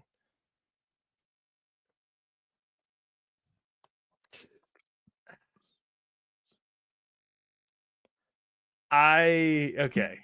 There's a couple ways I wanted to phrase this one. And I'm going to say regress. But it's going to, I mean, that's going to be the word I use. The Lions offense will regress this NFL season. Not by a lot or a landslide, but by default, they're going to regress. The offensive line is not what it was last year. You lost your offensive coordinator. Johnny Morton's a little more on the unproven side. And I think that's just the reality. All right. They don't have Frank Ragnow and Kevin Zeitler, 2 Pro Bowl level, like all pro caliber players. You know, they lost. They have Tate Ratledge, Graham, and Christian Mahogany, who I think could be Pro Bowl level at some point in the future, in the near future. But I'm going to go with regress. I think that instead of being like the top 10, or I'll just keep it a little more one word, regress. All right. Go ahead. Make fun of that all you want, because I'm going the Detroit Lions offense will be a top 5 offense for the 3rd straight season this NFL season. They might regress from the number 1 offense in the NFL or the number 2 one, depending if you have the Bills at number 1 last year. But this is still going to be a top 5 offense. I don't care what Johnny Mo does. You have the best weapons in the NFL, the number 1 weapon room in the NFL. Tate Ratledge is going to be just fine. We saw Christian Mahogany going to be just fine. These guys eventually are going to get into their place. They're going to feel comfortable with where they're at. And Graham's going to be fine under center. This offensive line, it's not going to be what it was before, obviously. But at the end of the day, it's going to end up getting the job done. You just need an offensive line that's capable of keeping this team in the game, and giving Jahmyr Gibbs opportunities, David Montgomery opportunities, and Jared Goff time to throw. They'll probably be 4th or 5th, Jeff, would be my guess, which if you want to say, hey, that's regression, okay, that's fair. But I think it's still going to be a top 5 offense. That, you know what? I think that's fair. I think that's fair. I want to, I saw some, okay, ETN, that's messed up. Xavier says Cook. Saif says start slow. Is it start slow, then pick up? Yeah, which I think that's a fair thing. Auteur says dominate. Dominate's one word to use. But yeah, all right. Let's CT Squid also says dominate. All right, let's move on to the next one. Next Lions one. Lions quarterback Jared Goff will blank this NFL season. Regress. No, I'm just kidding. No, I'm kidding. I'm joking. I'll say this. Lions quarterback Jared Goff will be fine this NFL season. He'll be That's fine. it? That's all you came up with? No, it's hold on. And the reason why I say that is because this guy Jared saw Goff, ghosts. No, the reason why I say that is because people are going to assume that Jared Goff's going to fall off a fucking cliff because of losing Ben Johnson. He's going to be just fine. He's going to have a similar year in terms of numbers. I don't think he'll have an MVP type of a season, but he's going to throw his average touchdowns, average passing yards, average interceptions. I think he'll be fine. I do. So people are sometimes overreact with that shit. Detroit Lions quarterback Jared Goff will be an MVP candidate again this NFL season. You guys thought I was funny, or not funny, but you guys thought that I was dumb last year when I said he was going to be an MVP candidate. I think someone owes me a pizza still from it. Could be wrong. I don't know if I got my pizza, but we're talking about top 6 essentially. You got 6 MVP candidates, I believe it was, or 5 maybe. I can't remember the exact amount that they have. He's going to be an MVP candidate again this year. He will. You have a tougher schedule. With that, it comes of, hey, if you're winning games and putting up the same numbers as you did last year, at the end of the day, that's a better resume than it was previously. Last year was an easier schedule. If they go in and win some of these games versus the Ravens, versus the Chiefs, versus the Bengals, if they win games versus better quarterbacks, and Jared Goff has a similar stat line as last year, let's say he ends up having, Jeff, the same stat line. Let's even say 4,500 yards, 35 touchdowns, 10 interceptions, but they go and win some of those big games, and they beat the Patrick Mahomeses of the world. They beat Lamar Jackson. They beat Jalen Hurts. At that point, you're looking at the resume. That's a stronger resume, in my opinion, than Jared Goff had a resume last year. Because last year was a bunch of scrub teams against a bunch of scrub teams. This year, it's against real talent. To say that's why the numbers, I think, agree. They could regress. The numbers could change because of the teams you are playing. Yes, I think that's the same thing. I believe And Jared the win Goff with the total. And the win agreed, but even with the 15, I think if he gets to 13 wins, 12, 13, you're still having that conversation to where if he won those bigger games and in those primetime games he's performing, then you're sitting there going like, you have to have him there. You can't take that away from him again, especially if he has a similar stat line as last year. And at the end of the day, the biggest thing is with it all is, yeah, it can happen, but with the weapons that Jared Goff has, he's going to have opportunities to put those numbers up again. I think it's good to be. I think it's fair to believe in Goff to go out and not shit the bed. I just don't think he's going to have the same. Your argument is fair. Like your argument's right. Yeah, if he does that. Your argument's right. The likelihood is not as high as you say it is, though. Like he's not going to put up 35 TDs on this schedule. He's just not. That's fair. I believe he will. And okay, that's fine. At the end of the, we want to make a pizza bet that he'll be in the MVP conversation? He'll have 35 touchdowns. Let's just bet on your prediction. Let's just go with what you just said. Like, well, last year I did, and someone owes me a pizza. I never got it. I don't remember who it was. Well, I didn't. That wasn't me. It was either you or Klotz. Someone owes me a pizza for that one.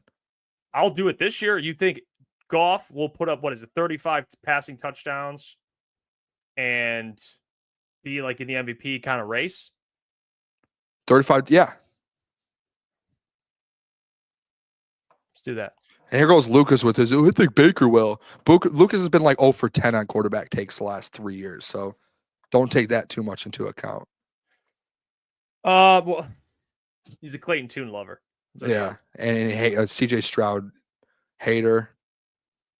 By the way, I want to. I mean, I didn't get to look at CG Squid said stop throwing ducks. That was his.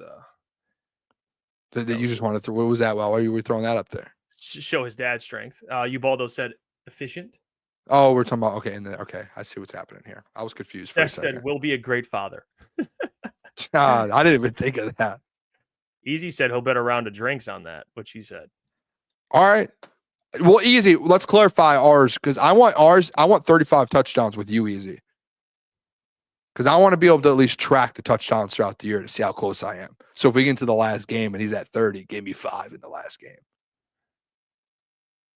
Yeah, I'm taking the MVP as well. The conversation. He's in the like last year. I'll take that. He gets invited to the award ceremony. That's fine. That was exactly last year. I'm not saying he's going to win the MVP. No. I think you just have to be top 6 to be in the consideration. You said you said MVP. I don't think he's going to win MVP. I didn't say he's going to win MVP. You said that. What did you said will be an MVP finalist this NFL season, which is essentially top 6 in the voting. Oh yeah, okay. That's fair. By the way, Klotz put in there Will Levis and Sam Darnold Glazer. I've never glazed Sam Darnold. I don't even know where Klotz, you must be thinking of the wrong person. I've never said anything. The only thing I've ever said about Sam Darnold is he was able to go into what's his name's offense up in Minnesota and put numbers up. Coming out of the draft, Jeff was, I think, the Sam Darnold guy. I could be wrong. Or were you the Zach Wilson guy? No, Boone. Where's Klotz getting Sam Darnold then? Where did I come from with this? I'm trying to figure out where he's getting Sam Darnold from because none of us. I didn't say any of that. And I'm just trying to figure out what he's talking about with Sam Darnold. Lukas said Sam Darnold when he was backing up Brock Purdy, he was like, he's going to be an MVP candidate or finalist. He said, I went on the hill with Sam Darnold before the playoffs. That's a lie. I never did. I don't know. See, I don't remember. He was just making stuff up. I think Lukas then realized that Sam Darnold stinks. But I remember Klotz was gassing him up with the 49ers, I'm pretty sure. I think Klotz is saying I was gassing him up last year. Do you remember that? I don't even remember that. I really don't remember. Either way, I don't remember anything. He's just making stuff up to All right, we have things to do on the show. Let's move on. Hey, there's clips. So yeah, I mean, if you find me gassing him up, go ahead. Honestly, there's receipts we got on. Let's get to this next. Let's get to this next one. Watch it be me just glazing Sam Darnold. It probably was. It was probably Klotz go back. It was probably Klotz being like, Sam Darnold, you have to worry about him in this Lions defense. By the way, last one. The 2025 Chicago Bears will blank this NFL season. you want me to go first on this one? Yeah, just go ahead. The 2025 Chicago Bears will be disappointing this NFL season. Sorry, It's a Jeff. broad. What do you mean by that? It's just a little. That's like kind of broad, like disappointing. I What? think a lot of their fans are looking for them to have, and then you see Colin Cowherd say, hey, they're going to make the playoffs wild card. I think that they're starting to become, at least before training camp, a lot of people were trying to say that they're going to be a playoff team, a wild card team. They're going to have a chance to make a push. Wrong. Disagree. Yeah, they might be winning 8 games, Jeff, and I was standing on that with you. They will not. They're not going to get to 9-10. They're not getting close to it. I just can't see a world where they will. I think the Chicago Bears will. The 2025 Chicago Bears will. How do I phrase this? They will show promise this NFL season. I think you're going to see, as the year goes on, you're going to see really what Ben's building there. And then people are going to start looking at the Bears like, yep, they're going to be a team they're going to be a player in this division, another team. So I think they'll show promise. Whether it's 9-8, 8-9, 7-10, they're going to get better than what they were. They're going to be competitive in games. And by the end of the year, I think people are going to understand that the Bears aren't just a pushover, honestly. Even though you can say the Bears fuck the Bears, that's fine, but I think they're going to be decent for years to come. I do. Let's all right. Wait, what was your fill in the blank? Decent years to come? I'm not doing this. I just wrote on like a 3-minute tangent, and you just asked me what did I say. Sorry. So we're moving on now. Let's bring I was on. trying to be a good person reading the chat for the people. I just went on like the most 2-3 minute long spiel, and he said, "What did you say?" I got ADHD, man. I can't read the chat. I can't read the chat and listen at the same time. It's a struggle for me, man. I you know what? I like what you said though. Whatever you said, heck by yeah, the way, dude. ESPN, I have stood on it. They're second in the NFC North this year. I think it's a very conservative take as well, ETN. Oh, you don't even know. You shut I know that's yeah, you know what? All right, let's bring on our good friend. All right, Mr. Here we go. All right, he's one of the brightest guys in the space. All right, he just is. He's a good friend of the show. I texted him today, and this is what I love about Raj. He's just having the shittiest day known to man, and he said, "I'll come talk some ball with you fellas." Love him. So it shows his character. So shout out to Raj for that. You can check him out. Give him a follow, of course, on X at Rajcast Baseball. If you're a Tigers fan, you're watching baseball, just period, go give him a follow. But let's bring him onto the show to talk some baseball. Our good friend Raj. Raj, how are we doing, my friend?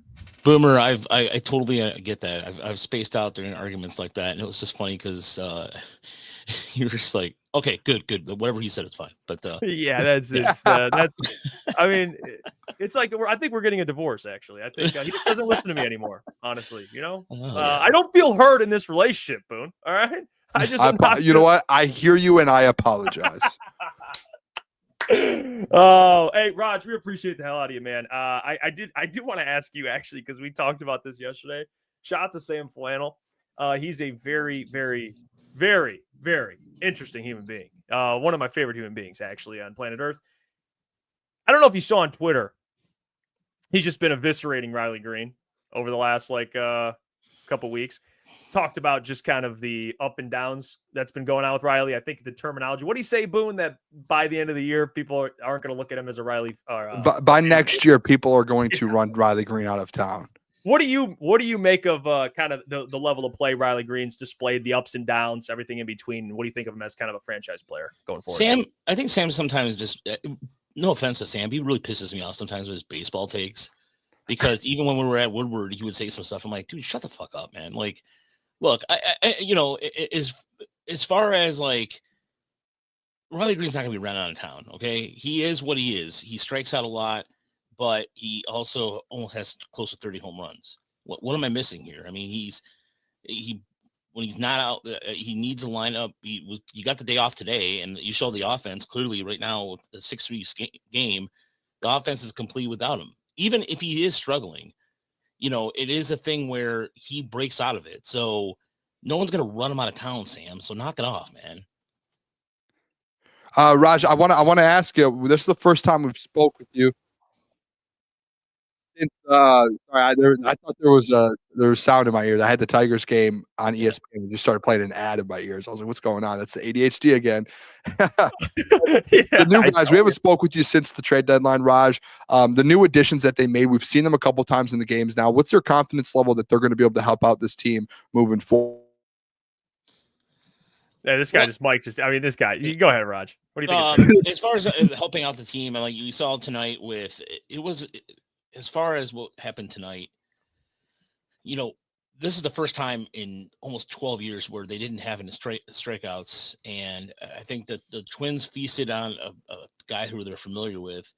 And I don't know, it was bad. I mean, as far as like that goes, but I think the big difference with him and the bullpen acquisitions is that, Montero, I don't think is going to be long to be a Tiger too long. Montero was the one where you could tell Hinch was kind of not sure about where to put him. I mean, he was talking about that today in the press, like where he was going to place him, because now it does allow them to put Troy Melton back there, and Melton can throw heat. I think Melton's a really good pitcher, and this is a good spot for him to learn in pitching situations. Charlie Morton went out there on Sunday Night Baseball against one of the second best left-hander in all of baseball in Christopher Sanchez, who Tarik Skubal even give a tip of the cap about his changeup. And so, but you need to get strikeouts, and Paddock tonight did not get it done.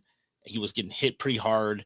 So I'm a little concerned about that. But as far as the rest of the acquisitions go, I think based off what Chris Fetter can do with the closers, we've already seen a little bit of shaping in Kyle Finnegan's changeup, or split finger fastball.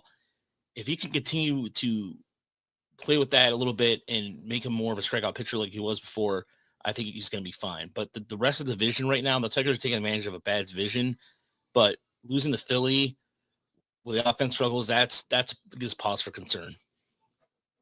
Yeah, Raj, what'd you make of just Scott Harris? I mean, the deadline, obviously, you talked about, but just the unwillingness to give up on what they have in the farm system. I think Scott kind of talked about that. His confidence level, he believes they have one of, if not the best farm system in baseball. What do you make of kind of his reluctantness to give up? I mean, not even like their top guys, but just really some of the players, period, because you're seeing around the MLB, other teams more willing to sacrifice. Obviously, they're chasing championships. It seems like the Tigers are kind of believing in the process a little more, and they believe in their farm system developing, and they believe in what they have. But what do you make of kind of how Scott handled that the deadline? Because I think it seemed there was a lot of people there were some people that were fine with it. There's a lot of people that were pissed at it. What say you on that, Raj? I understand. It's a good question, and I think people have every right to be mad, and I'm not going to tell them what to do and how to control their behavior. But the problem is that you look at, they have 6 of their top 10 pitchers, including 3 in the draft last year, who are on the IL. I mean, Owen Hall, Ethel Scheffenbaum, Jake Miller, Jaden Hams is coming back in the form. In terms of even like outside of Troy Melton and Montero, they don't have a lot of pitching depth. So I think that if the right offer came along for a guy like, say, Max Anderson or Tyron Lozardo, they would have traded him. But they're outside of the big 3 of Bersenio, Clark, and McGonigal. It's a steep drop off. It really is right now, because I'm surprised the Tigers were able to get Mikael Ashman, their pitcher from last year. They were able to trade 2 pitchers from their draft last year, and they got something for that. I mean, that's not an excuse for him, but I mean, realistically, teams are sitting there going, well, look, you guys have I think Harris had the right approach, but at the same time, I think he did have a little bit of like, okay, these prospects are mine. But I mean, he did make some moves. I mean, he did something, but he didn't overpay. I mean, case in point, look what happened with Jake Bird in New York. He's already sent down to AAA, and Dave Bernard has looked pretty horrible for the Yankees. So I don't know. I think if teams were asking for Clark, if they were asking for McGonigal, the Tigers played it safe, because they have those 2 guys right there, in Clark and McGonigal. I hate to sound cliche, but they are very good, and they're very the future. And just because I work for minor leagues, it doesn't mean that I can't be conscientious of the fact that the rest of the system is only surface deep. So it really is. This is a team that needs to get a little deeper in the system. And so I think Harris played it right. You did hear that he's difficult to deal with. So, but I don't think he cares. I think he thinks he's the smartest guy in the room. We'll see. I mean, the Tigers are in first place for a reason, and I think the amount of anger that people forgot about that. That's the thing that baffled me about this whole trade deadline. Yeah, and Raj, I do want to ask, kind of now that the trade deadline is over the next kind of month or two, before the postseason gets going here, who are a couple guys that you think, at least on your end, that you feel like need to step up for this Tigers team to at least make a run down the stretch, and make a deep run in the postseason? Matt Verling comes to mind too. He had a double tonight, but he had that error. Well, I mean, they classified it as a double that went off the arm, or off the glove rather, and I like what Arthur said here. Skyers would be exact same thing if you wanted bigger names, just didn't have the illegitimate money to do it. Hard to know if it's real. I understand, but the Tigers are actually developing prospects, which is something they haven't done in the past. And so, but as far as guys getting back to that, for Winfield Perez has been heating up as of late. And I think if he continues to get on base and drive the ball, play good defense, I think he's going to help him out, get deep. Kerry Carpenter, you already see the difference in him in the lineup. But Spencer Torkelson, that's the one, like, outside of Riley Green struggles, if Spencer Torkelson gives you that right-handed thump and you're not getting that thump, then teams can overload against you in the postseason and expose you pretty easily. So I think for him, Torque has to really kind of step it up and go another level here, because if he strikes out or he doesn't get on base, it doesn't allow the rest of the guys to do their thing. And Cole Keefe, too, I think this is another stretch for Cole Keefe also as well, to prove that not only does he have it down at third, but he can hit and get better as the postseason starts, because they still have some series against Cleveland. They got the Kansas City coming up. And so these division games, as much as they're against how bad the Twins are, these are winnable games, and they have to execute those winnable games, because they have the second easiest schedule down the stretch. We talked with Caleb about this too, Raj, like the Skubal window while he's under contract. What do you make of the Skubal window? How real is it? And how much pressure do you think that Scott Harris is kind of under facing that? And do you believe confidence that a contract, he will stay in Detroit? It's hard to say. And I say this because I'm going to keep it real with you guys. I mean, he is a Scott Boras client. Scott Boras likes those guys to test the market, because he gets to mark up on it.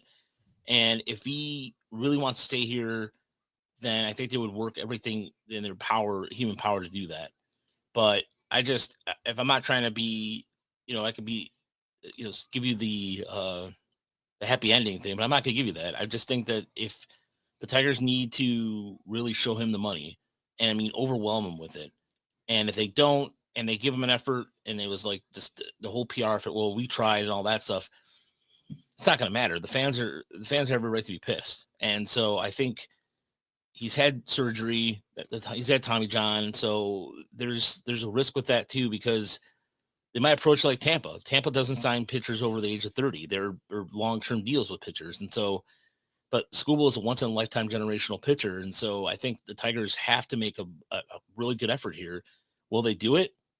I doubt it. I'm sorry. I'm not trying to, like I said, I'm going to keep it real. It's just, if he's a Scott Boras client, there's a reason why he had that reputation 6 with those guys. And so, but they have to, because if you look at the pitching depth right now, Joe's out till 2027. They have so many injuries across the system. They have to do something to keep at least a pitcher or two, because that's what worries me, because that's why they drafted so many arms this year. And those arms are not developing. Who do you got? You have to address that. And I think Skubal is the foundation of your rotation. Yeah. Hey, Raj, I've asked you this question probably 3 times in the last 4 or 5 months.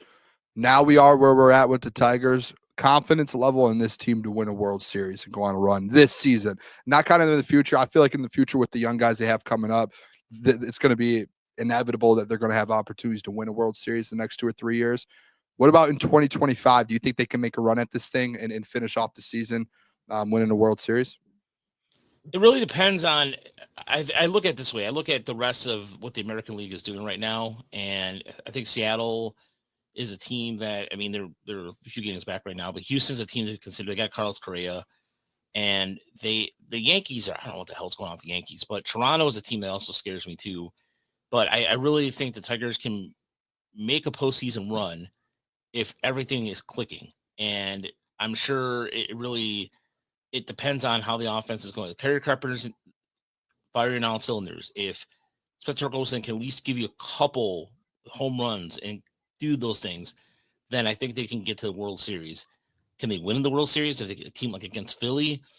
That's another story, but it really depends on how these guys step up here in the next month or so. And they have the talent to do so. This is a talented team. And the reason why they're one of the best teams in the American League is not just because of all smoke and mirrors, but at the same time, they have to take it up another notch a little bit in the postseason. And a lot of people are saying they're only built for the first round. Well, I mean, Harris is out trying to go ahead and try to prove him wrong right now. And I think they have to really, if they get to the LCS and lose, am I saying that it's a good season?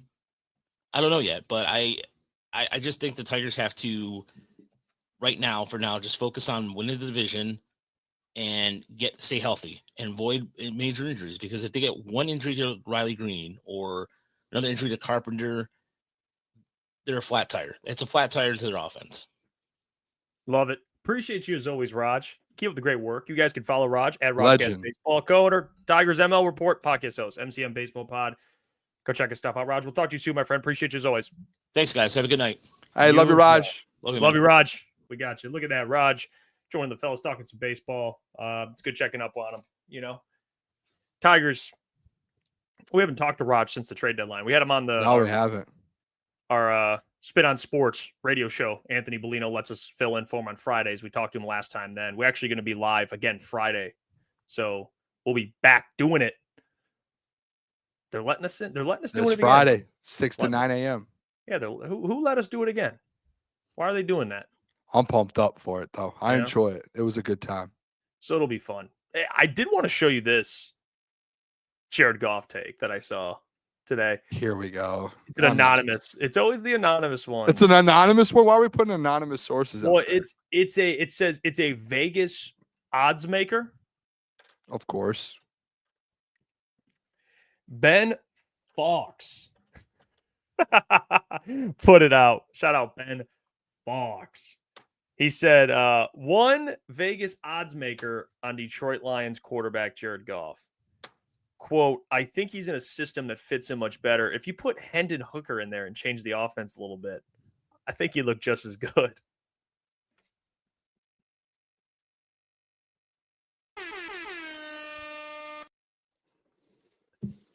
Can you click on his profile?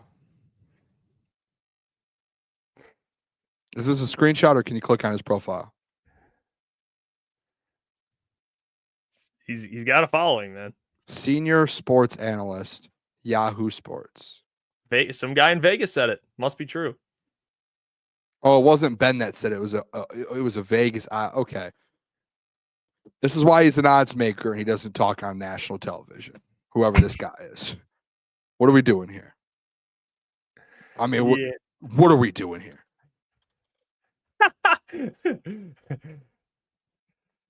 I don't listen, man. This is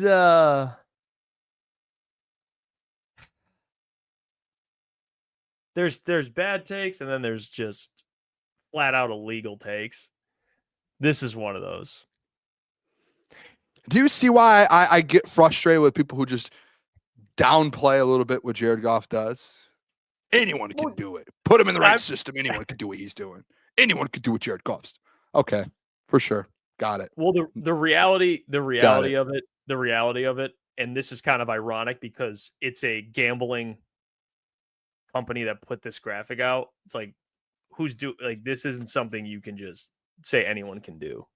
Like passing touchdowns the last 3 seasons. Well, if you tweak the system a little bit, Jeff, I think Hendon Hooker would throw for 100 and not 96 over the past 3 seasons. It's ridiculous, dude. This is where, do you actually understand what I've been saying, Jeff, with the Jared Goff slander, where there are actually people out there, not saying easy, but easy, who just think that other people can step in and do what Jared Goff does, and that just do not give enough credit to what Jared Goff is as a quarterback. And yes, it is a system that fits perfectly for him. So is almost every other system in the NFL when a good quarterback's there. Yes, there are quarterbacks like Josh Allen, Joe Burrow, and Patrick Mahomes, and Lamar who can make plays even in a bad system. But you still have to have good players around you. You still have to have a good O-line. You still have to have a good coordinator. You still have to have a decent system. This isn't just a Jared Goff, hey, he's in a great system for himself. Every quarterback that's good is in a great system and has great players and O-line. That's a fact. So why use that as an excuse for Jared Goff, but discount it for other people? Let's stop doing that. Let's just at some point be like, tip of the cap to Jared Goff. This guy has the most passing touchdowns in the last three seasons. I believe he has the first or second most passing yards in the last 3 seasons as well. But he's a bum. Hendon Hooker could do what he's doing. Put Hendon Hooker, change the system up a little bit. Hendon Hooker could do it. No, wrong. There's a reason right now he's fighting for a job to even be on the practice squad. Yeah, J-Melt's, I mean, he does make a good point. I mean, despite what you think, the 5 guys in the photo says a lot about what the level he's playing at. I mean, but J-Melt's, anyone can do what Jared Goff is doing. I mean, you have Mahomes, Burrow, Allen, and Lamar Jackson. Now, obviously, Josh Allen and Lamar have the rushing, but just in terms of passing touchdowns, it's pretty good company to be in, man, the last couple of years. Especially Joe Burrow just had 40. So he just had 40 TDs in a season. He still has more in the last 3. So, yeah, I mean, Hendon Hooker, let's just let him play a good preseason game first. You know, I think that's probably that'd be sick. Let's more than one drive. I'm very optimistic about him, but let's just keep it a stack here. Let's just see him at least play a preseason game and look good doing it. Can we do that? Cool. All right. And then we'll take it. And at just some point, I just would love for just people to respect Jared Goff. I'm not going to glaze him and do all this. I'm just realistic of the situation. If you want to keep being Goff haters, easy, go ahead, keep doing it. But at the end of the day, at some point, you have to respect at what's being done instead of just being like, well, he did have a good year. No, he's been good for the last 3 years. And it's not just because of Ben Johnson. There still has to be plays to be made. Ben Johnson wasn't the player out there throwing the pass. There's a reason Ben Johnson, after North Carolina, never played quarterback. He can't do what Jared Goff does. That's why he's a play caller. Jared Goff's the one making the throws and making the plays. But we can agree, good system helps quarterbacks. You said that. So it does help. Sure. And it helps every quarterback. It does. No, it does. Like Andy Reid with Mahomes has definitely helped Mahomes. You could be the greatest quarterback in any system. And even if you're the greatest quarterback of Tom Brady or Patrick Mahomes and you're not in a good system that doesn't really fit what you're great at and you don't have weapons around you and you have a bad O-line, Patrick Mahomes isn't taking a bad O-line and a bad weapon room and as well as a bad system. He's not taking that to a Super Bowl. He's going to look good at times. Yes, it's Patrick Mahomes, but he's not going to win. Well, sorry, Jeff. I want to bring up nobody. Appreciate the $2. He says top 3 in all categories relevant to QB's Booner Path. Thank you, nobody. The Booner Path, baby, till we die.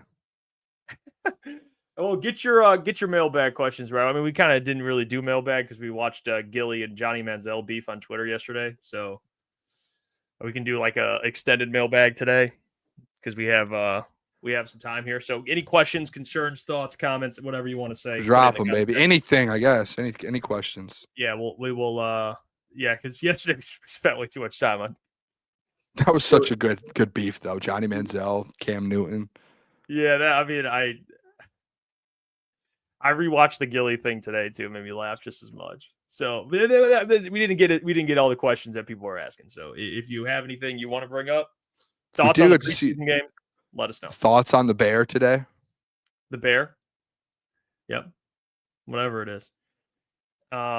Motor City Derek started us off. Mailbag, WTF, are we really hoping to see this next game? Well, what are you most excited about, Jeff? I mean, the big one we talked about, you just want to see if you have a somewhat capable backup. Not going to find out all the answers, but you'll at least know a little more if they can play. And Friday's going to be the game where you're going to look and see, hey, can Hendon Hooker, he's going to start the game. What does he look like? So you're going to find out a lot about Hendon Hooker.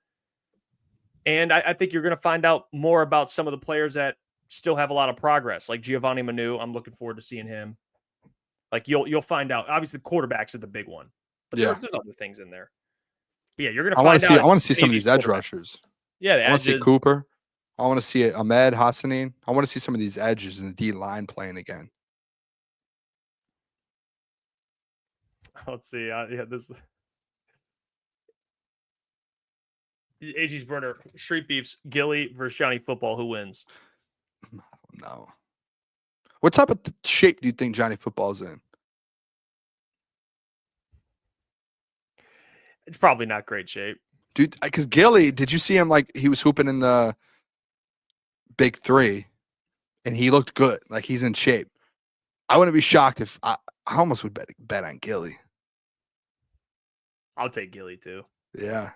Sam Flannel, appreciate you, brother, for tuning in, as always. I did ask Raj about your Riley Green stuff. Was not happy. He was not happy. And all right. Flannel is right. We on our show here, we have been very adamant that the backup quarterback position does matter. All right, let's see here. Ghetto Boy Juan, are we getting any college football watch parties? Probably we'll do a couple throughout the year. I'm trying to get out to actually campuses and do some stuff. So we're gonna figure. What we're gonna do probably most likely as well. College football pregame shows. We'll probably do an hour or two pregame shows. Trying to figure that out. Still the logistics of all of that. But Saturdays we'll probably do like maybe 10 to 12 college football game days.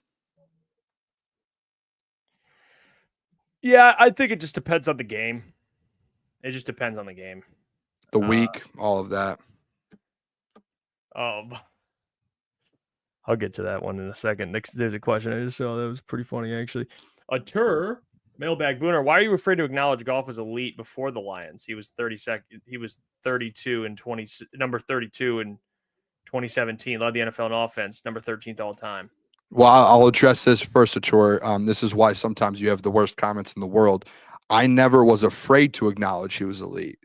I just never cared to comment on Jared Goff when he was with the Los Angeles Rams. So there was I don't know why you put afraid in there. Like it was like someone asked me and I was scared. Yeah, like you're afraid to answer that. You're jumping to some conclusions there.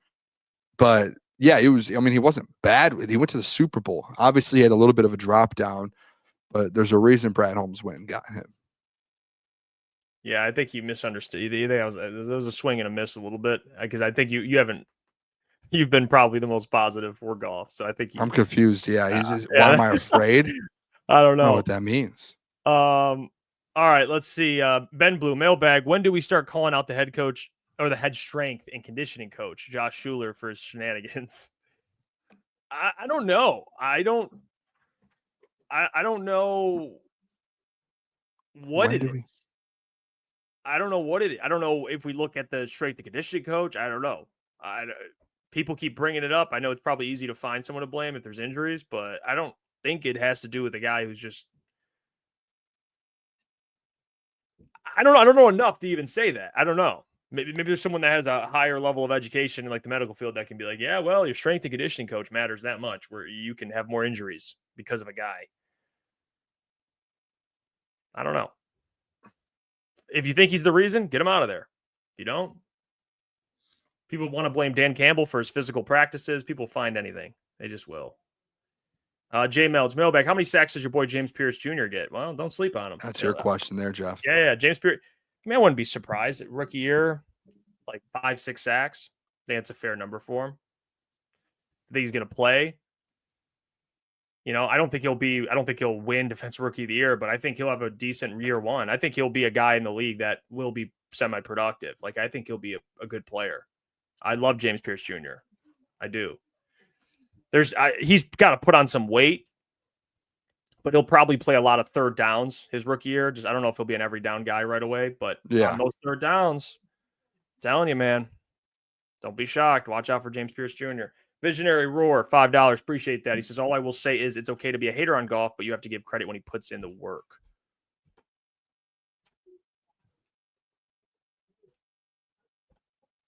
I mean, I don't know. I get what you're saying. I get what you're saying. All right, next thing, Steve Lehman, mailbag. Scott Constable will bring the Lions a Super Bowl. Is that the guy who looks and acts like a serial killer on TikTok that Caleb sends? It might be. I don't know. You know, I'm talking about the guy that the videos where he's like, he sounds like an actual serial killer. Am I wrong on this? I don't know. Steve Lehman, is that the guy? Never heard. Oh, Steve, he said 1,000. He said 10,000%. Is he the guy that goes? He's like, Amon-Ra St. Brown, come talk to me. I have to. Yeah, that guy's kind of creepy. Shout out to him though. Oh, that's funny. Okay, all right. Yeah, I was just making numerological pathways. Yeah, that's okay. So I got the guy right. All right.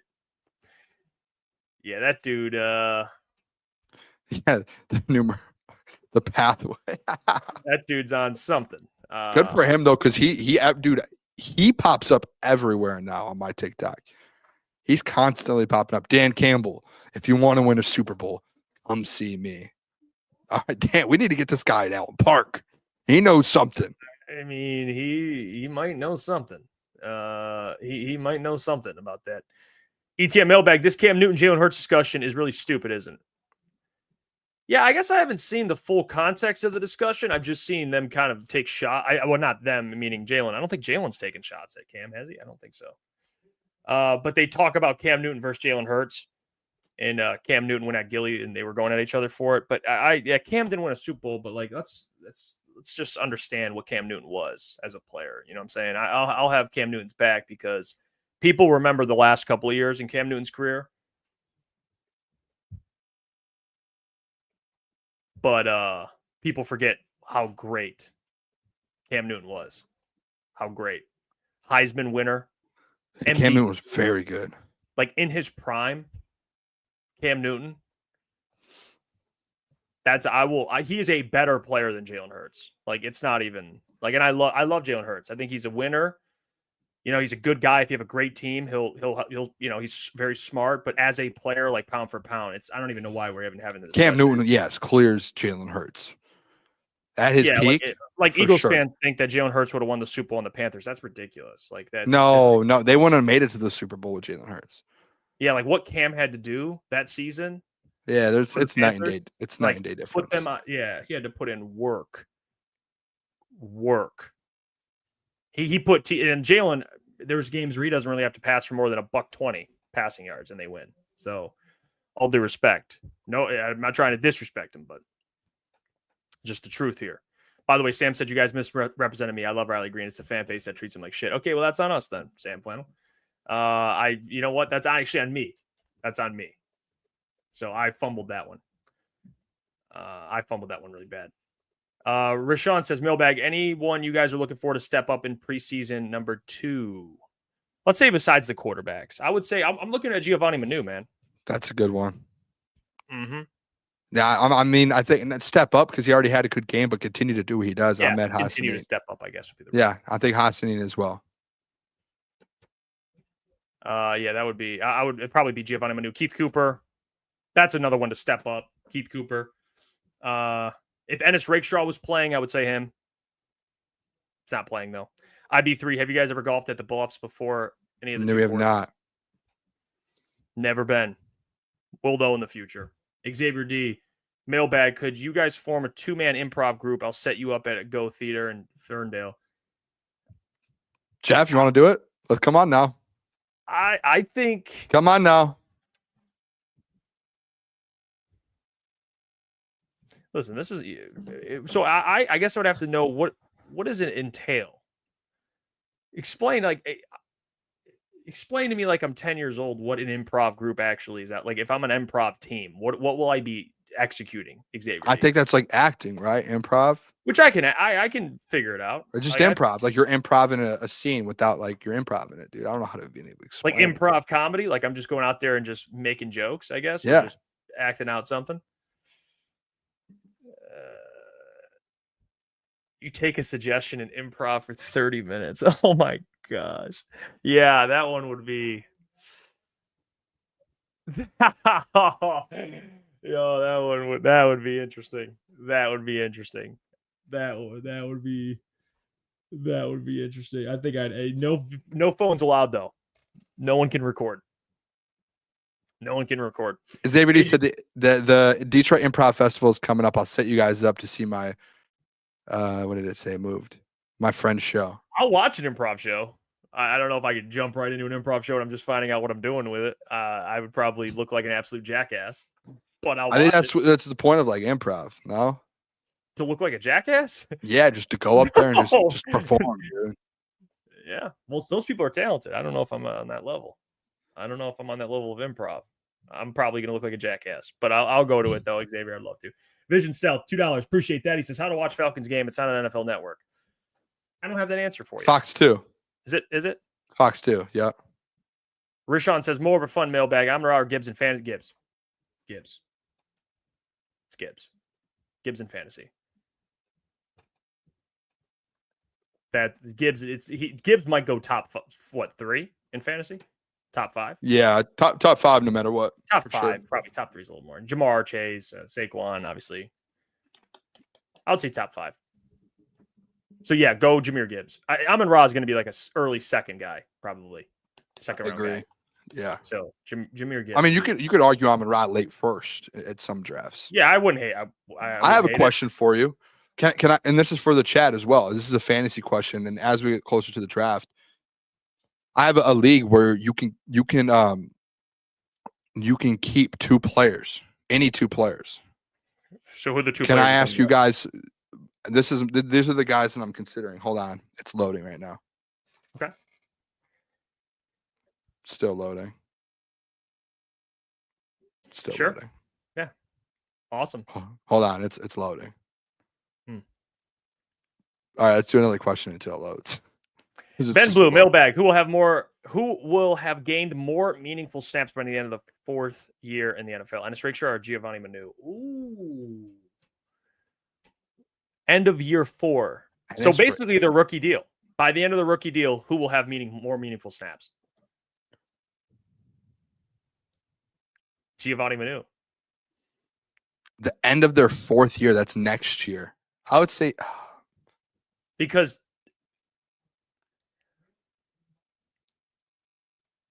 I'll say this, I got an advantage because Ennis is out for this whole year. So,